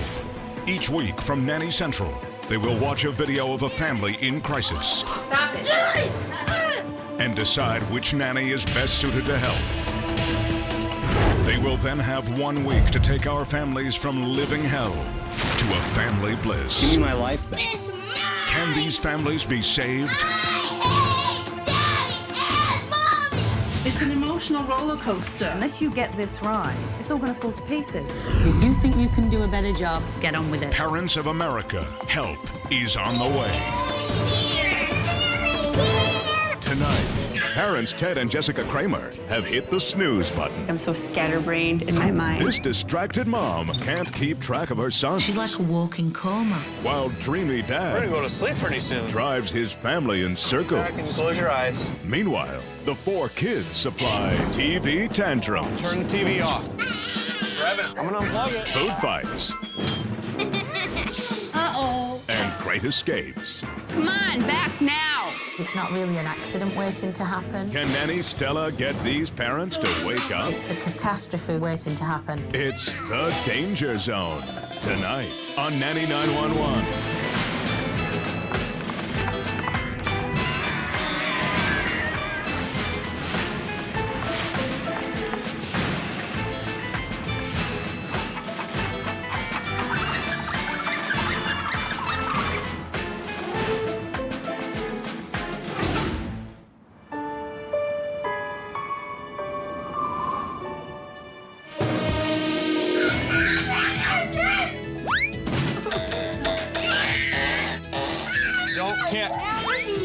My name is Jessica Kramer, and I'm a stay-home mom, and I am insane. Go sit at the table. My name is Ted Kramer, and I am the father of Brevin, Rylan, Nolan, and Annika. There's 4 kids here, and they all want attention. Having 4 kids is very overwhelming. Rylan, now quit. Rylan is 4. He's very smart. You're doing a good job. Ryland likes to scream. He's very picky. He has to have his food cut a certain way. Loves to watch TV. It's just easier for me to have him watch TV. That way he won't be screaming with his brothers. Nolan is 2, and Nolan is more of a creative. He likes to be creative with stuff. He's putting on the wall. Nolan likes to write on the walls any chance he can get. He is a terrible two. He likes to play with his food. Nolan? Even refers to his oatmeal as paint.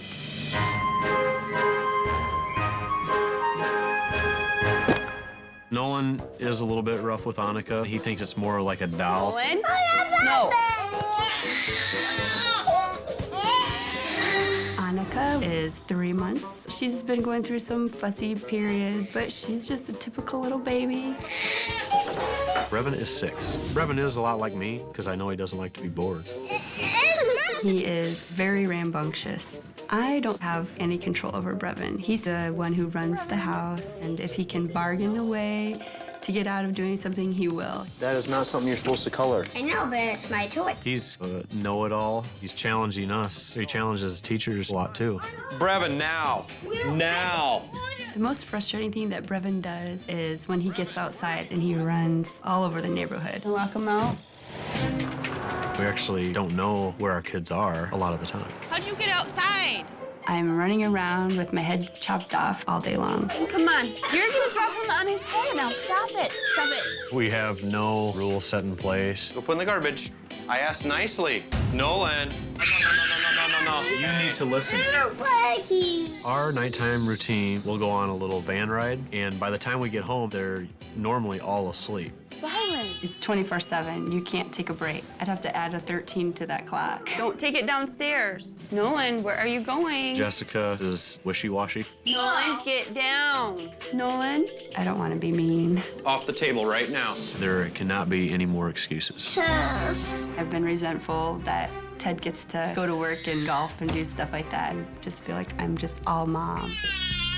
Guys! She's always overanalyzing everything. I just don't feel I'm valued at all. I'm not fulfilled, and when the kids ignore me, it makes me feel invisible. Here, can you sit up here? Nolan, listen. Hey. Why don't you guys come and help me, okay? Boys, I'm talking to you. There's probably stuff that does upset her, but she has a smile on. I have become numb to a lot of stuff, so it doesn't affect me. Don't do that. This is serious. Just waiting for a disaster to happen. It's just always a battle, and I am very tired. It just drives me crazy.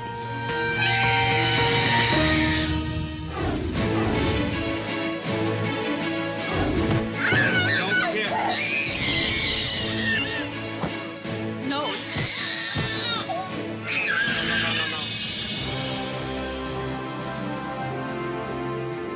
Well, ladies, what do you think? I don't think I've ever seen a more clueless mother before. She's all smiles and she should be terrified. What a fiasco. No schedule, no rules. Those boys are in jeopardy. The taller people are the parents, right? Because it's really hard to tell by their behavior.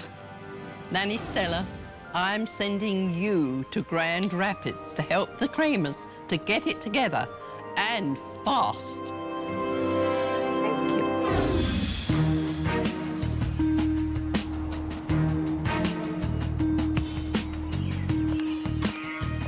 I'm Nanny Stella from Burnley in the north of England, and I've been a nanny for over 17 years. I've been called to Cedar Rapids, Iowa to teach the clueless Kramers how to take control. Nolan? No. Mom Jessica is so overwhelmed, she can't keep track of her kids. How'd you get outside? While delusional dad Ted lets his 3 sons rule the house. These parents are clearly being taken for a ride, and I'm putting the brakes on.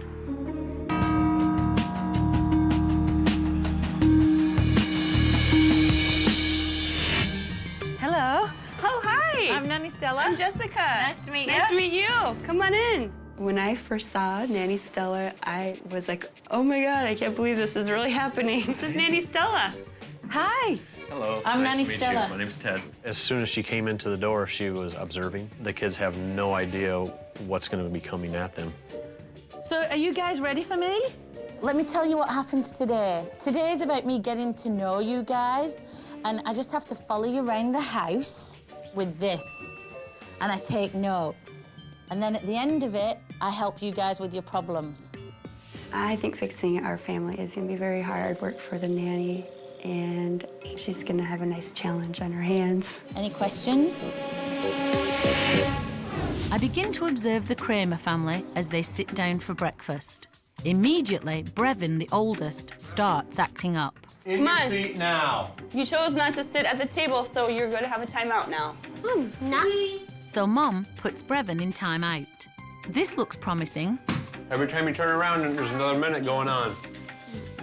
But Mom's week timeout is a total failure.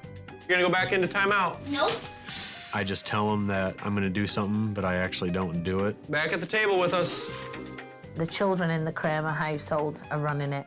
Come on, Brevin. Timeout. Nuh-uh. Sometimes it's kind of funny to just sit back and watch the chaos. I'm not going to make this a chasing game, Brevin. Within minutes, Mom gives up. A victory for Brevin. Brevin, what are you doing? Next, Dad attempts punishment. Brevin, no. But he clearly has no authority. Turn it off. It's not funny, I mean it. You're gonna take a timeout. You're not watching a movie. Yeah. You stay right there. The kids don't listen to me. They just go on about their routine. Nolan, turn the TV off. And before long, Dad is outnumbered. Stay away from the TV. Brevin, I'm gonna unplug it. Exhausted, Dad gives up just like Mom. Let's go. They don't want to pay any attention to what their parents want them to do, and for me, that's a lack of respect.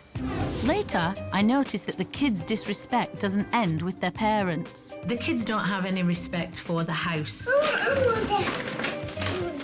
Especially walls. They scribble all over the walls. He's writing on the wall. Right. Nolan writing on the wall. Nolan likes to write on the walls, so it's a real battle just trying to keep all the pens and markers away from his reach. Some of the behaviours with the children are because they're bored. They're not stimulated enough.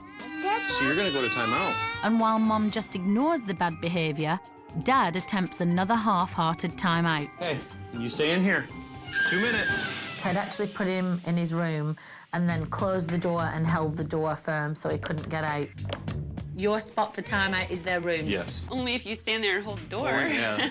My first thoughts were, okay, what are we doing wrong already? I can't really see it. Timeout's not about somebody holding the door closed while you play in your room for 2 minutes. That was just keeping your child captive in his bedroom. Halfway through the day, I noticed Rylan wandering off to the backyard to play. But there's not much to play with. It's no wonder these kids get a little stir-crazy. The backyard was just barren. There was nothing in it. There was nothing to play with or do. It wasn't very appealing. After Ryland gave up playing outside, he moved inside with the rest of the family. Put your feet down. No. Please. No. I asked you nicely. But it isn't long before I notice something very alarming. I don't know where 2 children are. Me neither. I was concerned, but they weren't. They disappeared? Yeah. Nolan? Rylan? I don't know the first thing about boys, and I just cannot chase them down with all the rest of the kids in the house. Guys, can you come in, please? Yeah. Wow. You're making Nanny nervous, do you know that? What are you guys doing outside? Did you open the door?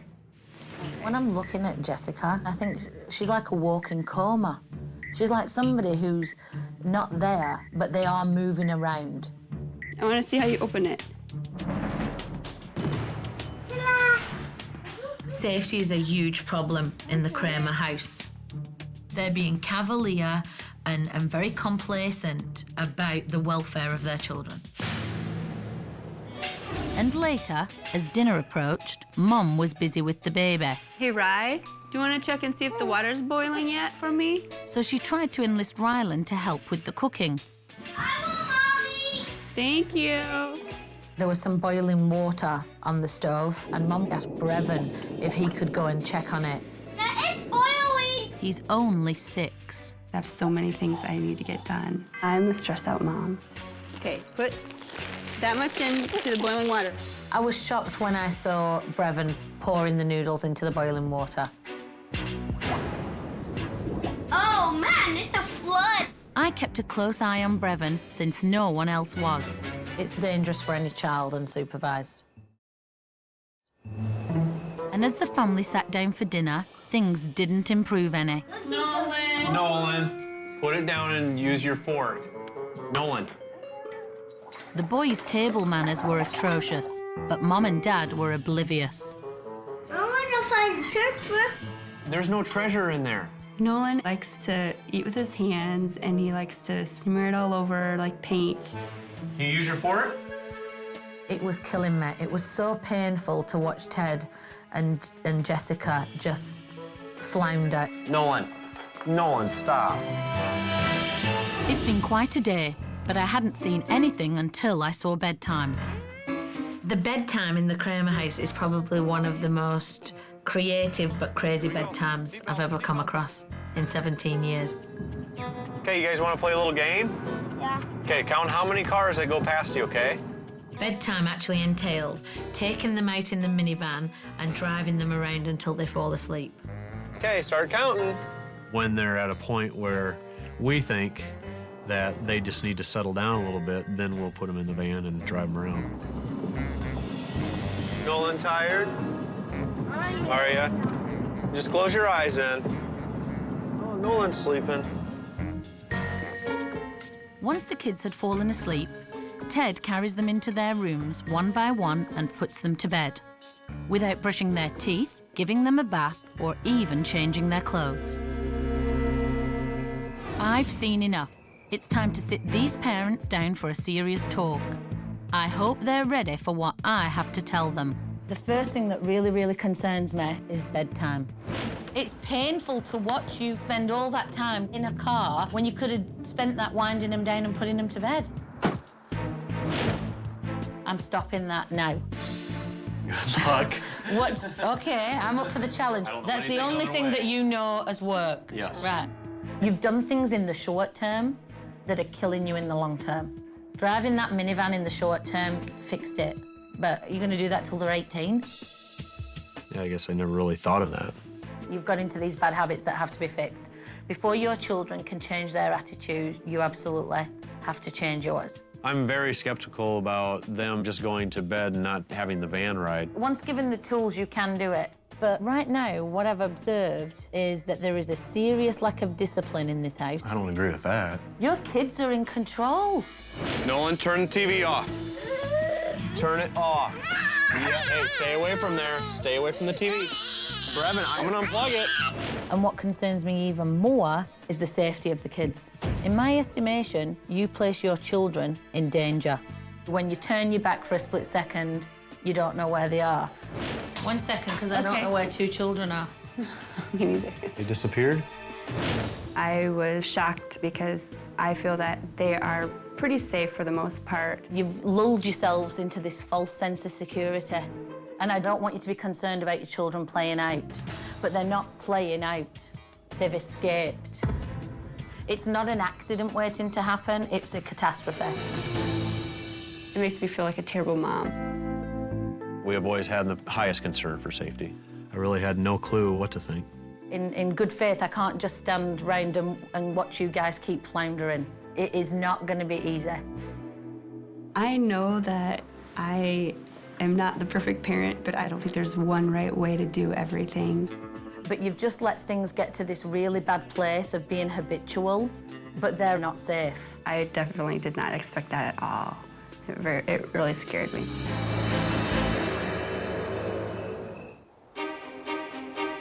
After yesterday's observations, my concerns with the Kramers are crystal clear. Hey, everybody. Hello. Good morning. Mom is clueless about safety, and Dad is always taking the easy way out. This is the fun part. This is where we all get to work together as a team. It was time to give the Kramers a new set of rules. Do you know about this big red book that I have? It has rules. Oh, come on. We're just doing everything by the seat of our pants. The first one is respect each other and your home. He's running on the wall. Do you think you guys respect your home when you're scribbling on the walls? You do? No. Can't write on the walls anymore, and you've got to be nice to each other. I didn't think it was gonna work. Old habits are very hard to break. The second rule is bedrooms are for bedtime. Okay, minivans aren't for bedtime. I know Dad's looking at me like he wants me to shrivel up. I was kind of like, well, if it works, why do we gotta break it? Next, time out means time out. I'm really big on time out, and you've already said that that hasn't worked for you. I still want to try that. 2 minutes. You stay right there. It is probably good to be firm, but I don't want to be mean. The final rule is safety first. Be no more running down the street and not knowing where you guys are and doing things that aren't so safe. Safety was the most important issue. I can't really see it. How'd you get outside? I consider our house a safe home for our family, but I wouldn't consider it a safe home for other families. Okay, what else do I have? This is the reward board. Do you get rewards in school? Do you get stars at school when you do things well? These are the things that we're going to work on initially. Listen and respond. Good table manners. I'd like the reward board. They know if they get a lot of stars, then they're going to be able to get a reward. Asking permission. The big ask permission is to go outside, all right? We've got to start the day. We're going to get some stuff organised, yeah? Sticking with all these rules and everything, we're thinking, well, how long is this going to last? After giving the family the new rules, I wanted to put the reward board to immediate use by having the kids clean up. Did you do that? No way.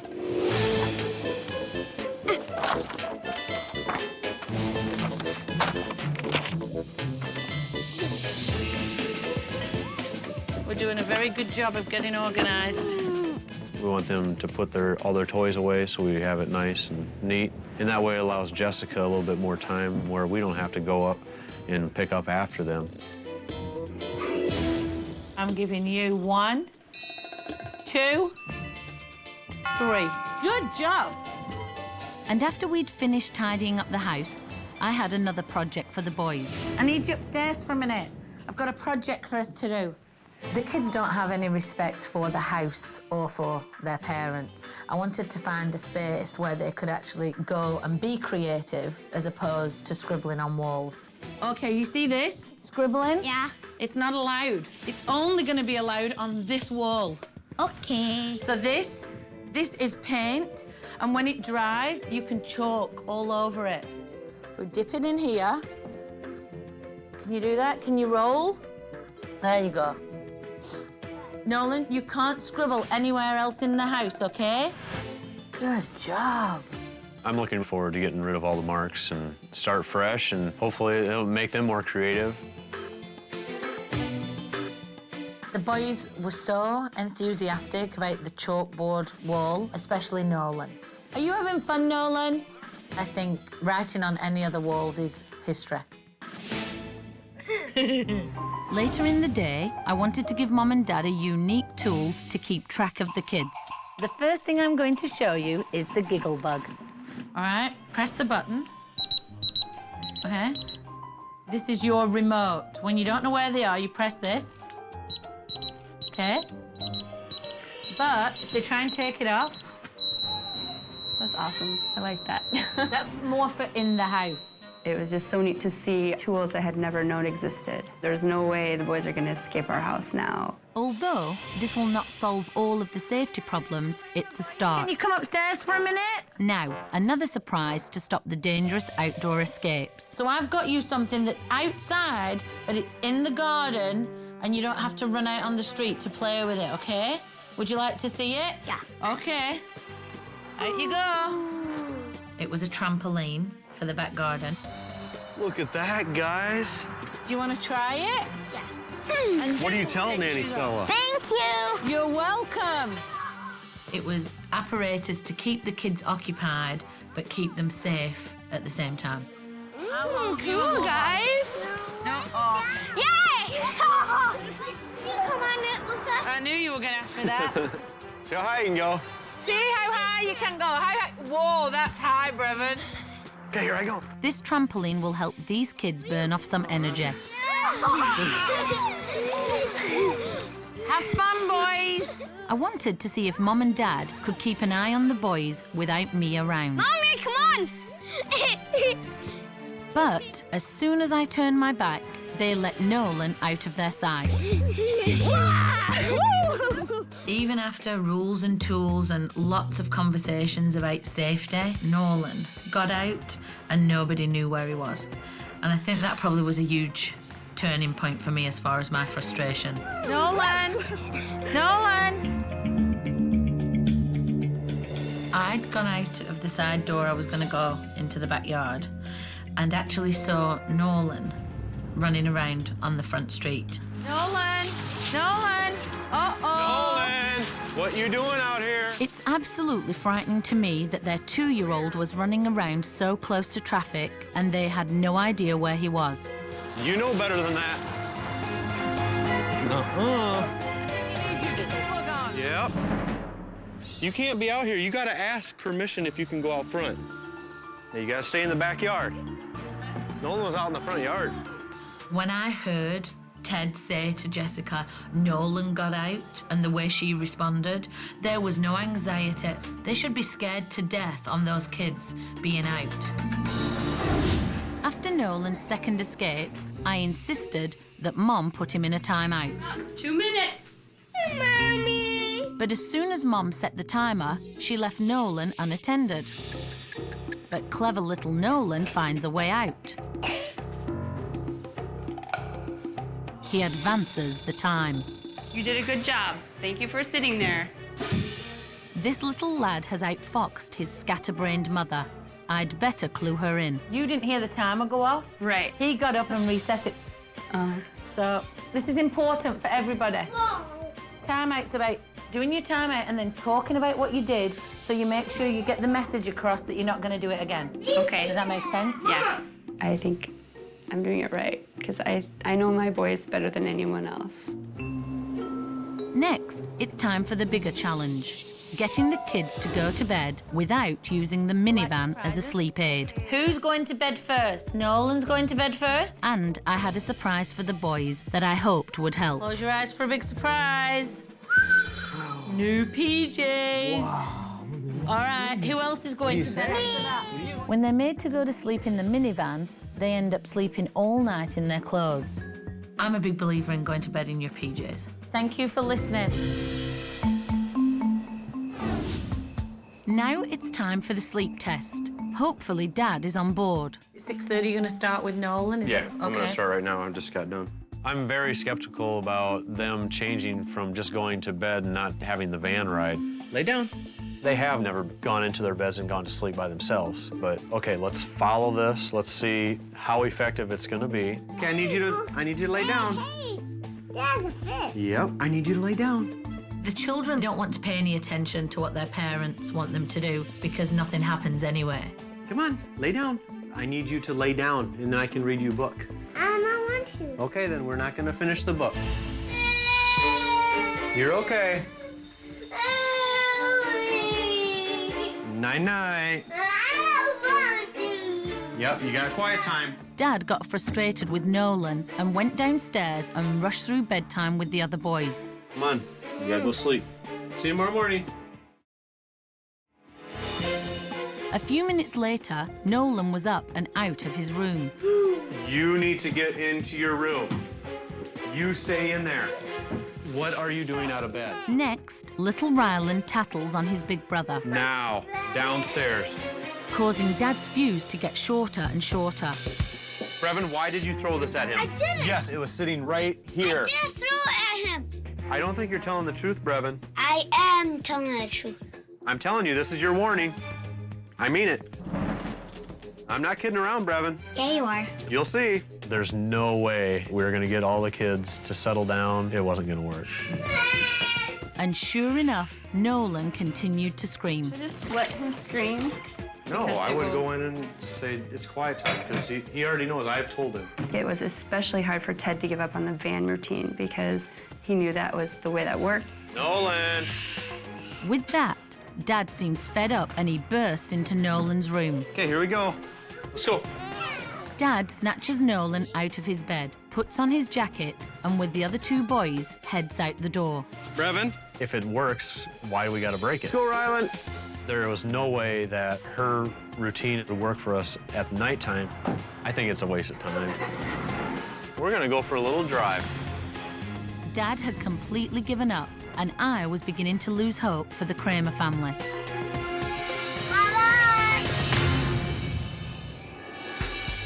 I don't know what it will take to get through to Ted. He keeps taking the easy way out, but it only makes things harder in the long run. We can eliminate the whole van when they're older. I definitely need to sit these parents down and see if anything is sinking in, or if I'm just wasting my time. So, do you feel you're on track? Do you feel like it's all gelling in your head? That this is, you know what you're doing? Is it coming together today? Oh, I think it is. I thought it went really well today. Really? I'm very surprised. I am very surprised. Let me tell you, your kids should be in bed at 7 o'clock. That is not unrealistic at all. The first night that you implemented it, you just gave up. How do you think that works for your children? Not good. They don't know if they're coming or going. I don't want you to say, I can't do this. You can't give up. You have to still stay on it harder than the first night, okay? Tomorrow's a new day. Get lots of sleep. My time in Iowa is running out. And with the new day, I'm hoping to see some evidence that these parents are really on board. While it pleases me to see Jessica spending some quality time with Nolan and Ted tending to Annika and Ryland, Brevin is once again left to his own devices. Okay, let's try something. Brevin can't sit in his seat for very long. What color is that? Pink. Yeah. And before long, Brevin's boredom gets the best of him. Jessica, do you know where Brevin is? I was waiting to see if Mom was going to get up and do something, but she was clueless. So Brevin had escaped yet again, and I'd lost it now. I'd had enough.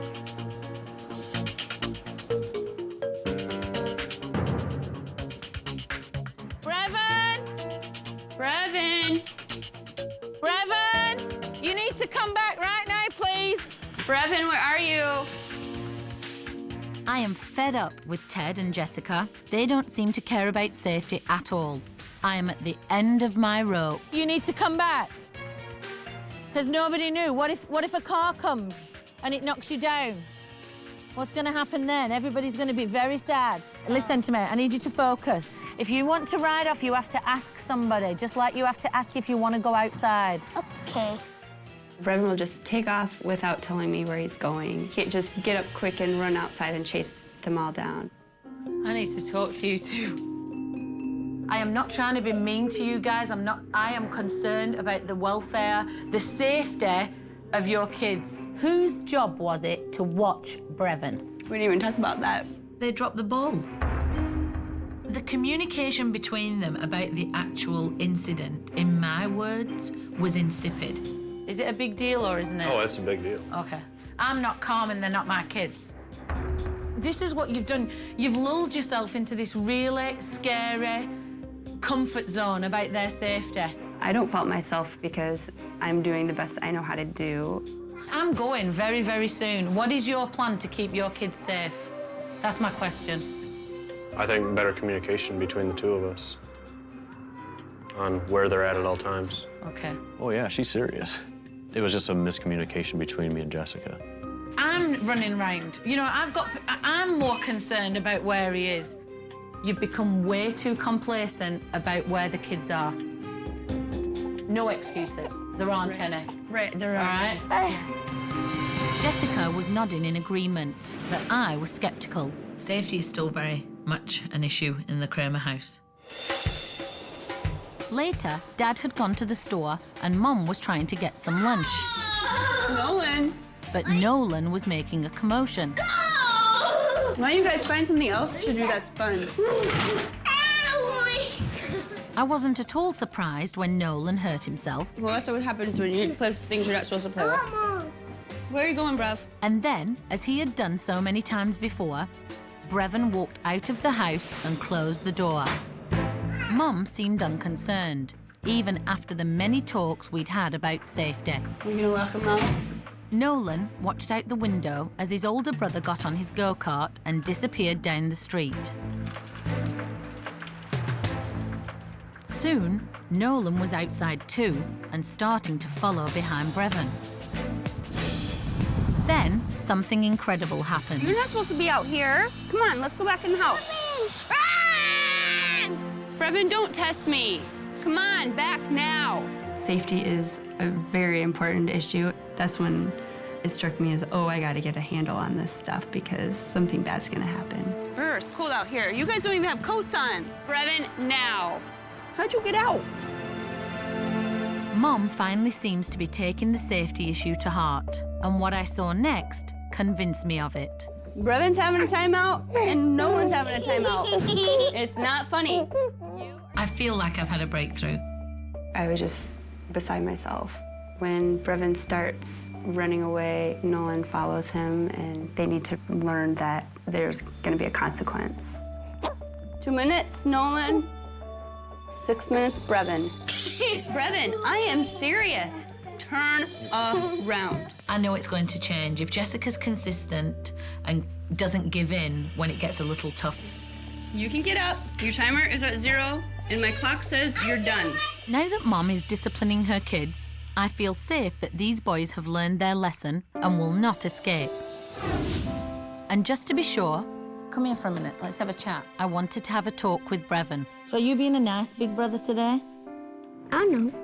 Brevin will actually run out of the house, and on some occasions, he'll actually either take Ryland or Nolan with him. Do you know what being a nice big brother means? Or being a good big brother? Be nice to people. Do you think it's a nice big brother when you take your brother and sneak out of the house? No. I got his attention, and I spoke to him in a calm way, but a direct way, that this is what he should do, and this would help the situation. What other things can you do to be helpful? Ask before you go. With the nanny here, I'm learning, and it's giving me peace of mind.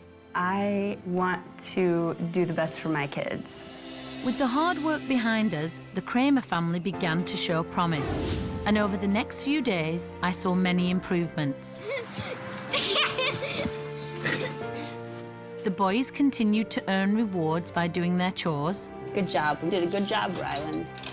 Mum and Dad are working together as a team to keep their children safe. We're gonna put this on you, buddy, okay? There you go.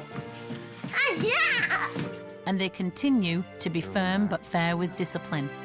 4 minutes, you can get up. Okay? Which in turn has made for a much calmer and happier household. Doing great. Yeah. I think that Jessica and Ted are now getting it. I think the light bulb has gone off. But before I leave, I want to see if Dad can put the kids to bed without using the minivan. You gotta go to bed now. It's time for quiet time. Dad tucked them into bed. Let's go.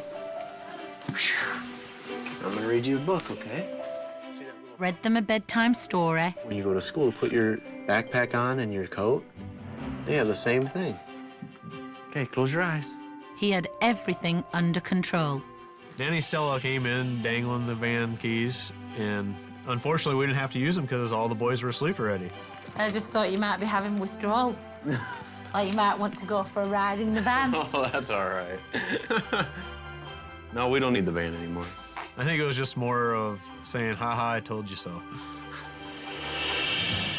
Now that the family van will stay parked in the driveway at bedtime, I feel my work here is done and I can say goodbye. Hey guys, are you ready to say goodbye? Saying goodbye to the Kramers was quite sad. My stay has been very rewarding because I do see some major shifts. I've seen some vast improvements. What I need to know is, can you keep up the hard work when I've gone? Do you think so? What are you going to do, Brevin? Pick up toys. You're going to pick up toys? What about you, Ryland? Are you going to listen? Yeah? What about Nolan? Is Nolan going to listen to Mommy and Daddy? Yeah. Yeah? Nanny Stella has helped us learn a lot about ourselves and what we can actually do that we didn't know we could do. This really was a challenge. It was a tough week, but at the same time, it was really rewarding. So thank you for inviting me into your house. Okay, is there any chance I'm getting any hugs today? I think the experience has been really great. I think we've learned a lot the last week. I think our boys, they've learned a lot too. Am I a pink superhero? Can I have a hug? I just hope the kids carry on listening and responding and following through, because they're adorable. Thank you very much. You're welcome. Keep it up, okay? Don't stop. Don't be sad. Why are you crying? Thank you so much. You're welcome. I have to keep going because there's no one else who's going to do it. I am the mother of 4 children, and it's my responsibility, so I can't give up. Okay. I'd like to just come back and visit, not because I have to, okay? See you later. Say bye. Bye. Bye, guys. Say bye. It's been a challenging week at the Kramers, but I think I finally got the message across that safety must come first. For the sake of the children, I certainly hope so.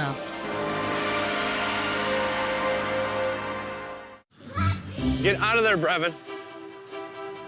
Nope, come on. Time to get out. There's stuff in there. Nope, come on. Out. Out. Stay out of there. Hi, Daddy.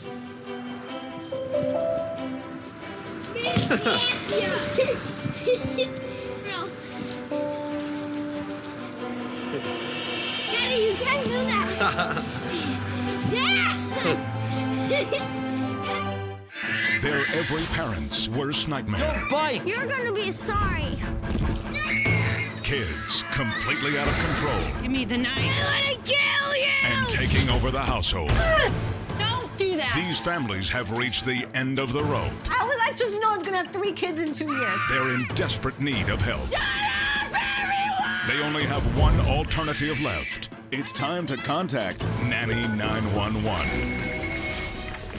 Hello, this is Nanny 911. We've gathered a team of world-class nannies from all over the globe. Each week from Nanny Central, they will watch a video of a family in crisis Stop it. and decide which nanny is best suited to help. They will then have 1 week to take our families from living hell to a family bliss. Give me my life back. Can these families be saved? It's an emotional roller coaster. Unless you get this right, it's all going to fall to pieces. If you think you can do a better job, get on with it. Parents of America, help is on the way. Tonight, life at the Keffers has reached rock bottom. I feel like I'm fighting a battle that I can't win. Mom never shows her emotions, It's difficult for them to figure out if she's angry or happy. leaving her type A daughter angry and confused. We filed on our taxes her as head of household. And her 2-year-old brother is following in her footsteps, She eggs him on. leaving Dad to dodge the bullets. It drives me crazy. When it comes to a happy home, It's horrible. can Nanny Deb raise the I bar? want to see a lot of games being played. It's Much Ado About Nothing tonight on Nanny 911.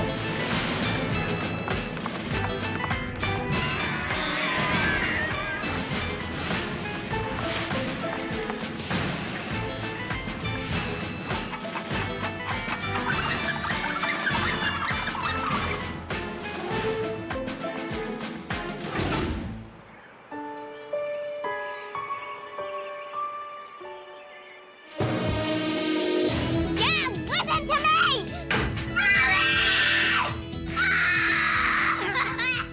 My name's Camille Keffer, and I'm a stay-at-home mom by day, student at night, so I have the never-ending work schedule. Stop tickling me! My name is Chris. I'm a senior project manager. No. There's some behavior issues that are driving us crazy. Madison, stop it. You stop it! I would say our family life right now is pretty crazy. Our kids are out of control. No, sir. Madison's 7 years old, and she's always right. No, you're not getting it right now, Madison. Yes, I am! Madison's 7, going on 16 now. Dad. She's been spoiled rotten. Anything that she doesn't want to do, she'll just scream and yell and fuss. You're the best. Sometimes she'll stomp her foot. Madison talks back really bad. She always has to have the last word, and she says, "You're not the boss, I am." You have to. Why? Because I said so. We filed on our taxes her as head of household. Madison gets very upset when things aren't done right or her way. She constantly bosses her brother around. She eggs him on to act out. Carter's my youngest. He's my little dude, and he's a challenge. Carter has started to throw some major temper tantrums, swiping stuff off furniture and throw himself on the floor and throw his tantrums. To me, it looks like he's really angry. That's not nice, Carter. When Madison or Carter scream, you feel like your eardrums are gonna burst. It's horrible. It sends a shiver down my spine. I want to jump out of my skin when I hear it. It would be nice if I could enjoy my time with my children, but I don't. It drives me crazy. Madison, don't do that. I've tried everything that I could think of, and nothing works. You want to go to your party today? Yes, and I'm not washing my hands. We've even talked to a therapist a little bit about behavior. You can sit here, okay? No, I'm not you wanna- sitting anywhere. Carter. I feel like, what did I do wrong? And they don't come with a handbook. We don't hit. I want to. My wife and I have different styles. Camille is a hardliner, No more. Do you understand? and I'm not. Please, please, please. All right, come on, let's go find that game. They know that they could go to Dad and say, can I do this or that? And more than likely, he's gonna let them do it. I want a piece of candy. No, not right now. I'm gonna give you this piece of candy. It does make me mad when Chris does that. It's very frustrating. Can I help you with anything? No, just go do your emails. Okay. I will lock myself in the guest bedroom. It's like, leave me alone, let me do my thing. Mom, I need to ask you something. We definitely used to have fun, and we don't do it now. We're both pretty frustrated with things. Just want to throw your hands up and say, okay, I'm done, there's nothing else I could do. Let's do that. Not like that. I don't like the kicking, the hitting, the screaming. I can't stand the screaming. I feel like I'm fighting a battle that I can't win. I don't know what to do.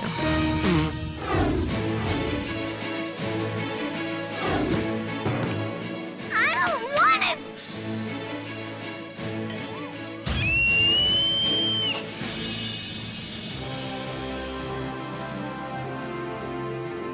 Well, ladies, what do you think?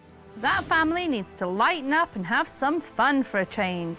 Dad needs to stop negotiating and start parenting. That little girl should not be the one running the show. Mum and Dad need to step up. These children don't respect each other or their parents. Nanny Deb, you're my choice to teach this brood how to be a happy family again.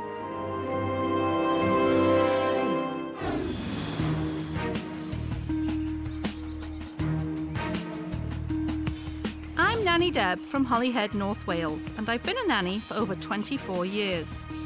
Yes, it's going to be. Project manager Dad is having trouble managing his own 7-year-old daughter. I want it right now. And unemotional Mom is starting to crack with her 2 out-of-control children. The Keffer household is about to explode, and I only have 1 week to defuse the situation.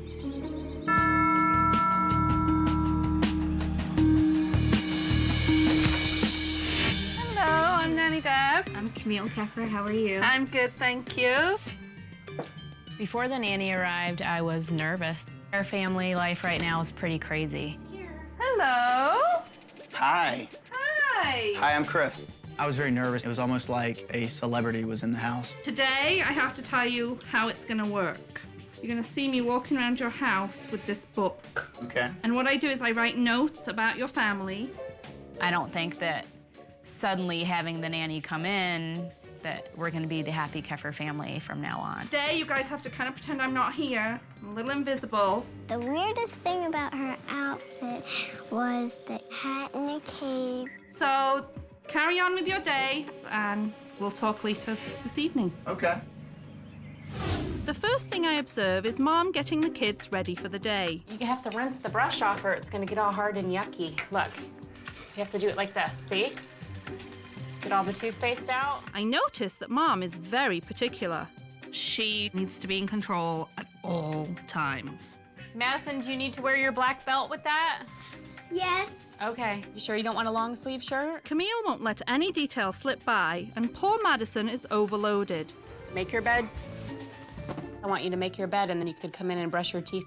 I feel very frustrated with the kids because I like keeping order in the house. That's my biggest thing. You're being silly. Okay. She likes it her way. Finally, the kids are ready for breakfast. What do you want for breakfast, Carter? Do you want Fruit Loops? Do you want Cheerios? What I'm seeing about Carter is he has a very strong will. We could have a pirate lollipop after we eat some breakfast, okay? He loves to throw things. Would you like to sit in timeout? Stay right there, Carter. And he has a really loud scream. Camille leaves him in timeout while she gets back to breakfast.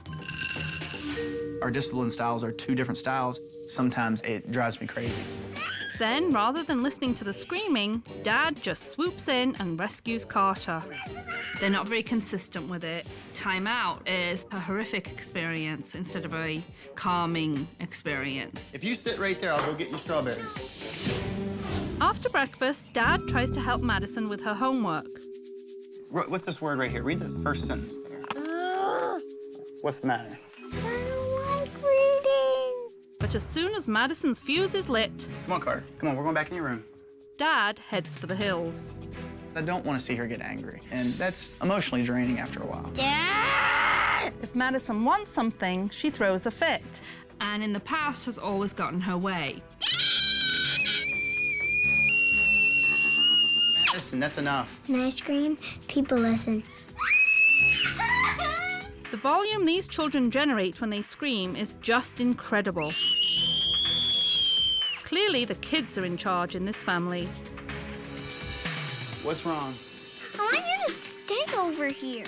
My daddy tells me that I wear the pants in the family. All right, okay. Later in the day, Mom and Madison are getting ready to go outside. All right, let's get a jacket. Can you get one that's in your closet? Because this one's not going to be warm enough, okay?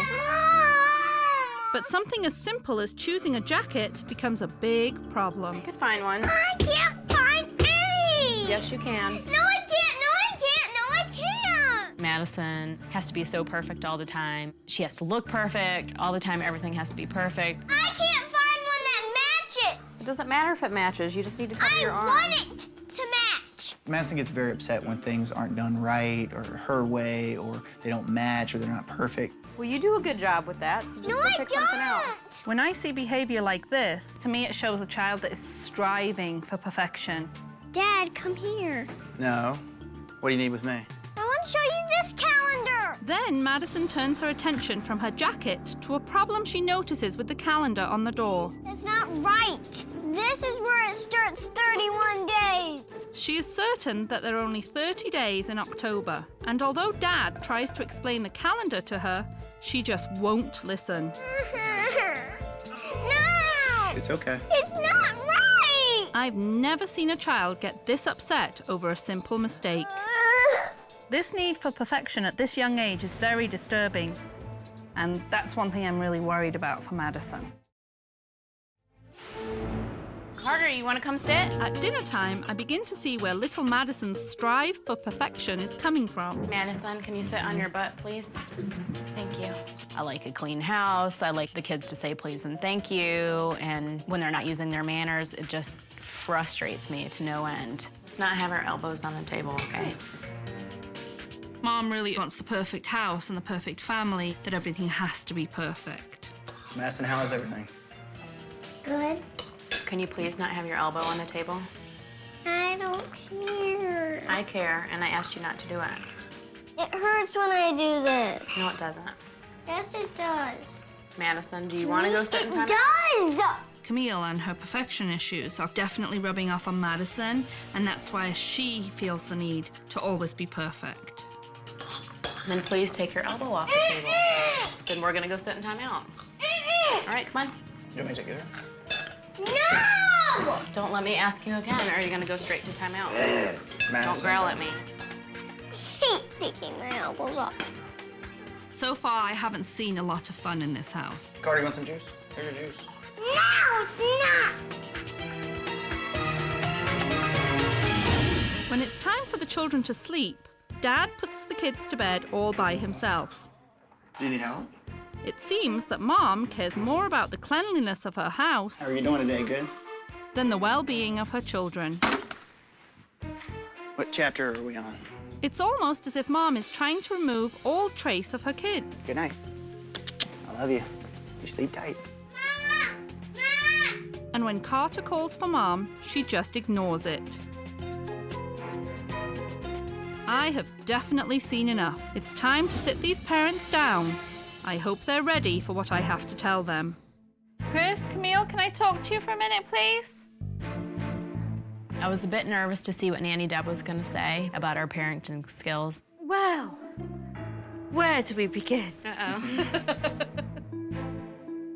The noise volume is enormously high.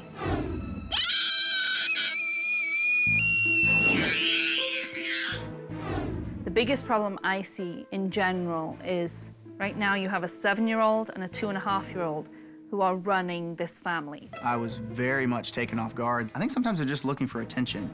Carter and Madison both have very big anger issues. No, it's not! I can't find one that matches! It doesn't matter if it matches, you just need to cover your arms. I want it to match!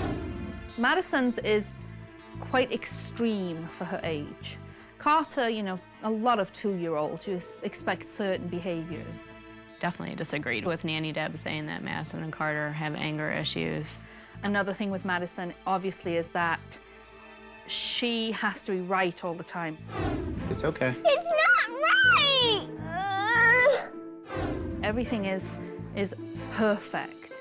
She has to look perfect. You know, her things in her room have to be perfect. All the time, everything has to be perfect. But this week, it's going to be something we have to get to the bottom of, because those are the children that end up with extreme problems. I would be devastated if something like that happened to Madison. That's a serious issue. She has been set up to have to be perfect.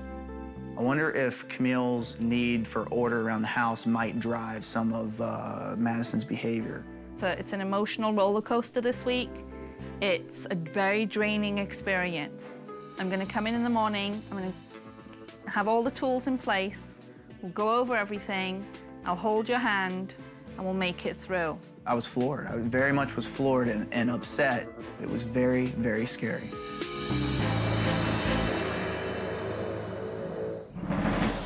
After yesterday's observation, the problems in the Keffer household are clear.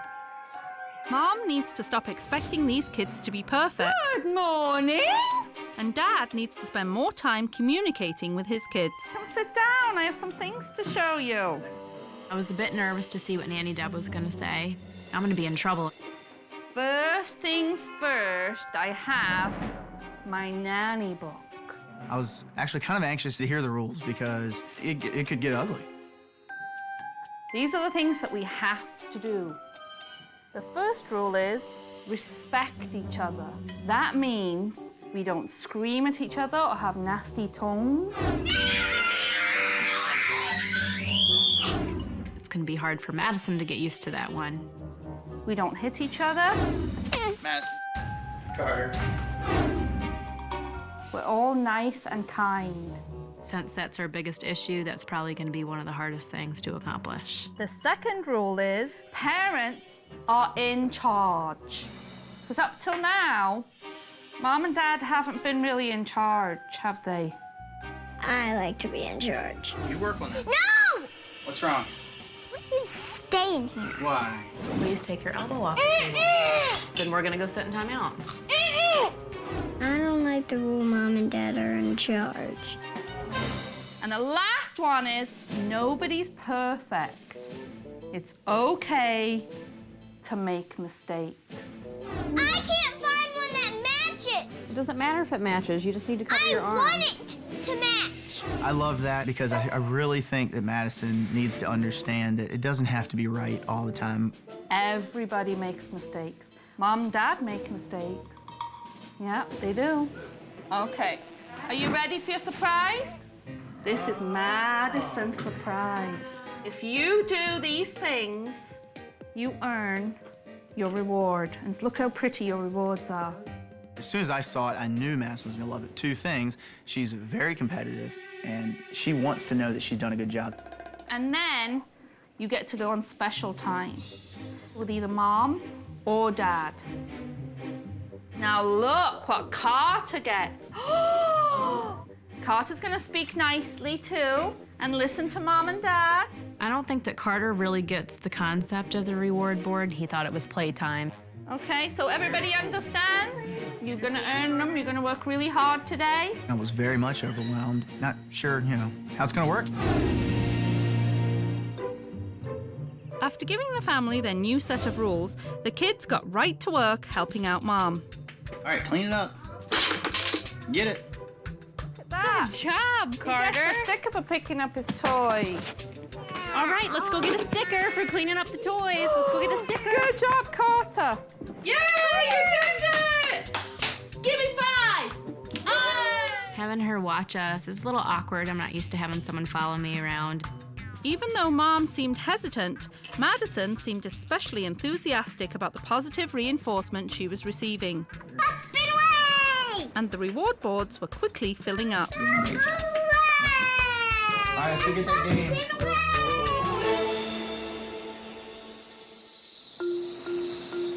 Later in the afternoon, after Dad left for work, I decided to take Mom and the kids out as a reward for obeying the rules. But right away, Carter started to act up. Of course, Carter resisted the high chair and didn't want to get in and screamed and fussed. Can you sit in this chair on your butt? Mom's reaction when the kids are out of control Is that she gets completely detached and unemotional. Sit down on your high knee. Can you sit down? Can you sit down, Carter? And then, of course, he wants to run around, and I'm not going to chase him, so I just want to walk away from it and say, forget it. I didn't know what to do. It's kind of embarrassing. I had to step in and tell Mom it was time for him to get into the high chair, and when you say it, you mean it. Sit him down. Sit down. Sit down, Carter. It's time to eat. Carter was screaming, sticking his legs out stiffly, arching his back, refusing to go into the high chair. So I talked to him, I explained to him it was time to eat. I know you're angry right now, but you need to sit in the high chair. I know you're angry right now. You cannot behave this way at the restaurant. I really had to go back to basics with Mom and show her how to talk to your child when you mean business. If you continue to scream, you're going to go sit outside for timeout. Then you choose, Carter. You choose.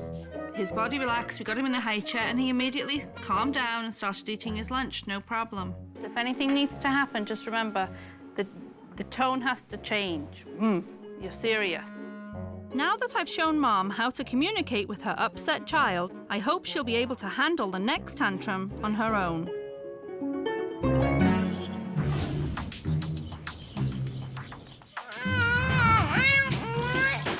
After we returned from lunch, Madison wanted to play outside. But of course, joyless Mom wanted her to do some homework.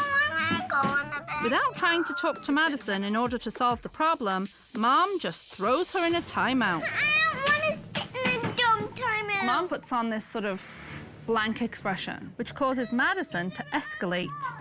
Madison, sit there on the step. I've asked you nicely a couple times not to talk back. And Madison was screaming. She was really, really angry. No! It's obvious that Madison's extreme tantrums are a cry for help. But Mom just isn't getting it. I want to go outside! I want to go Camille was starting to really lose control with Madison, so I had to step in and show her how to get Madison to calm down. So you're going to get down to a level, you've got to look in her face, and you're going to say to her, Madison, I know you do not want to sit there right now, and I know you want to go outside, but you are out of control, and you need to sit calmly for 7 minutes. Madison's calming down. She's going to do a good job. Stop late! Mama, I don't want to stay outside! I just don't want to deal with Madison's feelings. You want to lay out your homework and figure out what we're going to work on? The next day, as I arrived at the Keffer home, Dad and Madison sat down to do homework. And right away, Madison started to get upset. Madison, you're whining. I don't have any more homework in my home folder. I don't have anything but this. Oh, okay. What is this? The only reason I ask is we can take a look at it really quickly. Can you calm down? Just take a second to breathe. I think I need a second to breathe. No, I'm not taking any seconds to breathe. I didn't know what to do, really, and I feel like I don't have the right tool to come out of the bag. I need to understand what she's thinking. She's hard work. Yeah. Oh, my gosh, it's just constant. Don't give in to her. You maintain your control, your strength, and your calm. Stick with the program and use the rewards board as an incentive to calm her down. So once you say those things, you have to follow through with it. Okay. It's going to get a lot easier. And with that, I sent Dad back in to finish the homework. I need to look at it and read the directions, okay? You breathe while I read the directions. There's no directions. Not one. I don't like how you're talking to me. Because right now is not kind of a fun time. It's not silly time right now. That is not nice. I'm going to give you a warning. Madison, this is your warning, okay? So if I have to tell you another time that you're not talking nice to me while we're doing homework, you're not going to get your reward for speaking nicely, okay? I was so happy to see Dad starting to use the reward system to keep Madison calm. You're very upset, I know. I think you're upset because you're kind of a little bit out of the routine a little bit because we're working on some things. Is that right? You're upset about that? I understand. Dad talked to her in a very calm voice, and she responded very well, very calmly. All right, so All of this is a gas, except for that.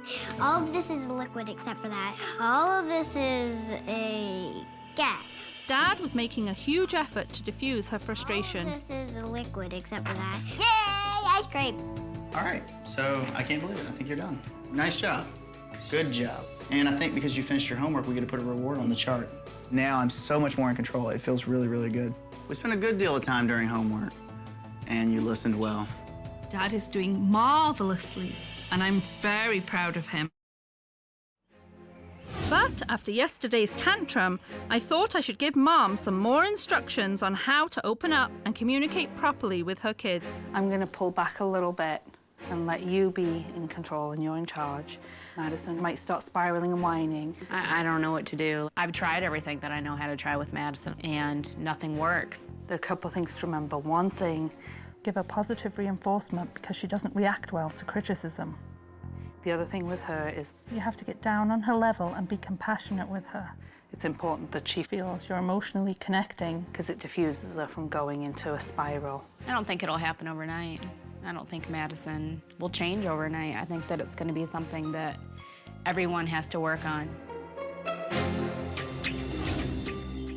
The next day, it was the perfect opportunity to see if Mom had listened to anything I had said. Did you study for your test? Not yet. As Madison shows her mother her homework, I was hoping she would offer some positive feedback. Did you do your challenge words? Yes. Hand it back.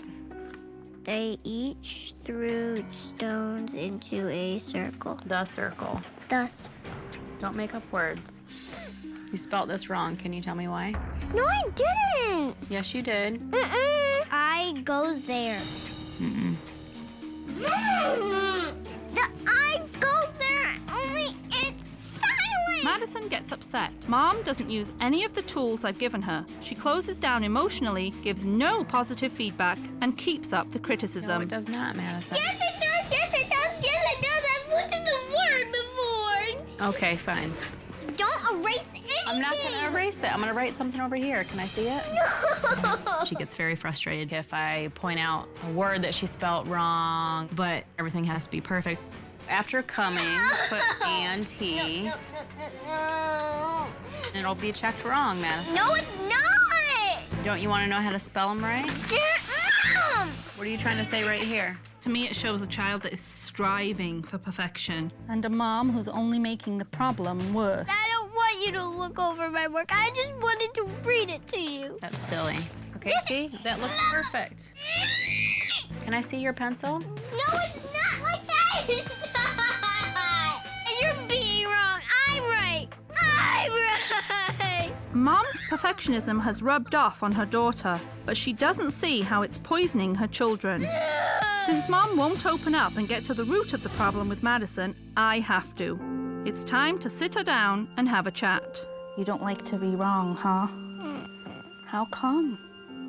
It's just that sometimes I don't like it when people like to correct me. How does it make you feel when they do that? Really, really mad sometimes. Nanny Deb came in to help out a little bit. It was amazing to watch that happen. Why do you think you always have to be right? You were getting really, really upset. And I know it doesn't feel good, right? Mm-hmm. Okay, but I just want you to know that everybody is wrong sometimes. That's part of life. We all make mistakes. And when people are correcting you, they're not telling you that you're wrong. There's nothing wrong with you, right? Nothing's wrong with Madison. And everyone can tell that you're a very, very smart girl. But smart people make mistakes too. Okay. Okay? Okay. And I'm gonna help fix that with Mommy and Daddy. Is everything cool now? Thank you. I hoped our talk would help Madison be a little easier on herself. But with time running out, I still had to get through to closed off Camille. Do you want to be a helper? Later in the day, Camille decided to make some cupcakes. This could be a recipe for some much needed fun. But instead of making it fun... Okay, careful. Again, Camille takes over and incessantly criticizes her children. No, In Mom's eyes, her children can do no right. No, Madison, we're not going to lick off the spoon. What Madison was doing was wrong, and that just frustrates me to no end. All right, move out of the way. No, we need to put those down. It's not gonna hurt. And of course, Mom's demand for perfection causes Madison to break down again. I want something right now! No, you're not getting it right now, Madison. Yes, I am! And even though Mom's constant nitpicking is the reason for Madison's frustration, she grabs Madison by the arm and drags her to time out. And that turned into an unbelievable show.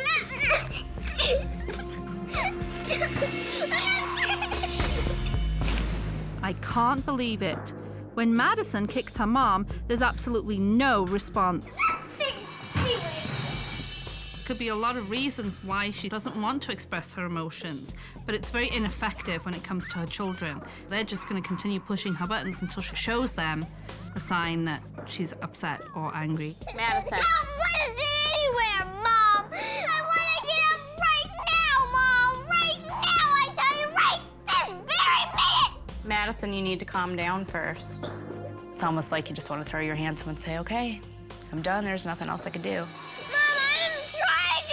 I'm trying to, but I can't control myself. Madison did something quite surprising. She expresses very clearly she needs help to calm down.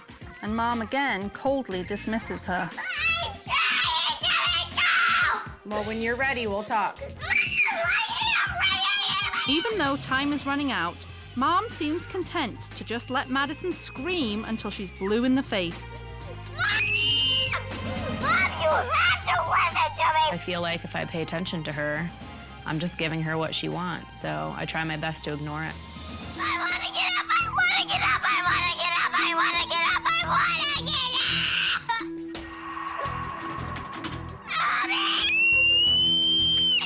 I just reached my breaking point. I couldn't take it anymore. Sit down at that table, and I don't want to hear anything out of you for a few minutes.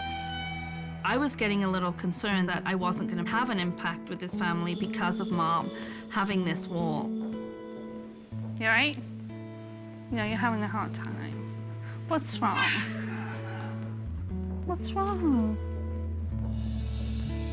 For me, it was a big relief when she finally broke this wall down and let me in. It was an incredibly important moment for the whole family and for this process. I'm the kind of person that's really good at hiding my feelings. I put up a wall even more if I'm not, like if something's bothering me. Mom really opened up and started sharing with me about how she has learnt in her life to put up a wall and not show her emotions. Moms need to show the world that everything in her life is perfect. This perfectionism, that's what I'm concerned that Madison is getting the message somehow. A lot of Madison's perfectionism issues and control issues are coming from the subliminal message that Mom's putting out by hiding her emotions. No more closed off. If you're feeling it, let it out. Okay. You have to be honest with yourself in order to be honest with other people. Nanny Deb was just telling me, you know, it's okay to show your emotions. I need to relax a little bit and not worry about everything being so perfect. Thank you very much. I appreciate it. You're very welcome. Now that Mom's really opened up, part of her working on her issues is being able to talk to Madison, to take the pressure off Madison to be perfect. So I asked her if she and Madison would have some quality time together and have a little chat. Wow, that's really pretty. I wanted to talk to Madison, but it was kind of hard for me to figure out, okay, what do I say? How do I bring this up? How is she gonna react? So you know when Mom was little, you know, Papa, my dad, used to be real strict with me about stuff being just right, and it used to frustrate me. It did? Yeah, it was very frustrating. So now I think I know how you feel, but I just wanted to say I'm sorry that if I've put a lot of pressure on you for that kind of stuff, okay? Okay. It was really sweet because Mom was really opening up to Madison, I think for the first time. It gave Madison a little insight into who Mom is. So I'm gonna work on not putting so much pressure on you to always have everything perfect. I'm gonna change and try to get better at that too. Maybe Mom just needs to learn how to have more fun. What do you think? Yeah? I'm really proud of Camille. She's taking a lot of pressure off Madison, and I really think it's gonna help their relationship. So it was a really nice moment for Mom and daughter. I'm so glad Mom is finally on board. But the next day, when I arrive at the Keffers, it didn't take long for Madison to throw a tantrum and land herself in timeout. It was time to see how Mom would handle the situation. Maddie, I understand you're angry at Mom, okay? But yelling and kicking Mom on her legs with your boots is not nice, and that hurts my feelings very much. Do you understand that? Camille just amazed me today. She got down to Maddie's level and calmed her down. You did a good job calming down. I'm proud of you. Over the coming days, I'm delighted to see Mom relax and have fun with her children. She's finally letting go of her perfectionism and letting her feelings show. Her family is responding really well. High five, dude. Yeah! And with Mom loosening up, there's a much lighter mood in the house. You can ask me nicely? How about that? Yes. Madison and Carter are getting along much better. That's so nice. And I'm happy to see that these parents are finally on the same page. Now the family is able to enjoy little moments of everyday life. Yeah, there you go. Before I leave, I need to make sure that the Keffer family is rewarding Madison's good behavior. Good job. Wow, Madison. How many is that? 4. Give me 5. Very good. Madison's working really hard to earn her rewards, and she soon fills up her reward board and gets to spend one-on-one time with one of her parents doing anything she wants. But I think you've been doing very well, so I'm very, very happy. What are you going to do? What's your choice that you made? Something with Daddy, but I'm not sure. And you know how much I love to see that smile and those dimples, don't I? Madison chooses to spend the evening playing video games with her father. Press start now. Yep, let's go 2-player. bottle. There? Yeah. It was such a good thing. It's something that she'd been dying to do, and it made me happy, and I had a great time. It's great to see that the Keffer parents are rewarding their children for good behaviour. This will help ensure that Madison and Carter stay on the right path. And now, all that's left to do is say goodbye.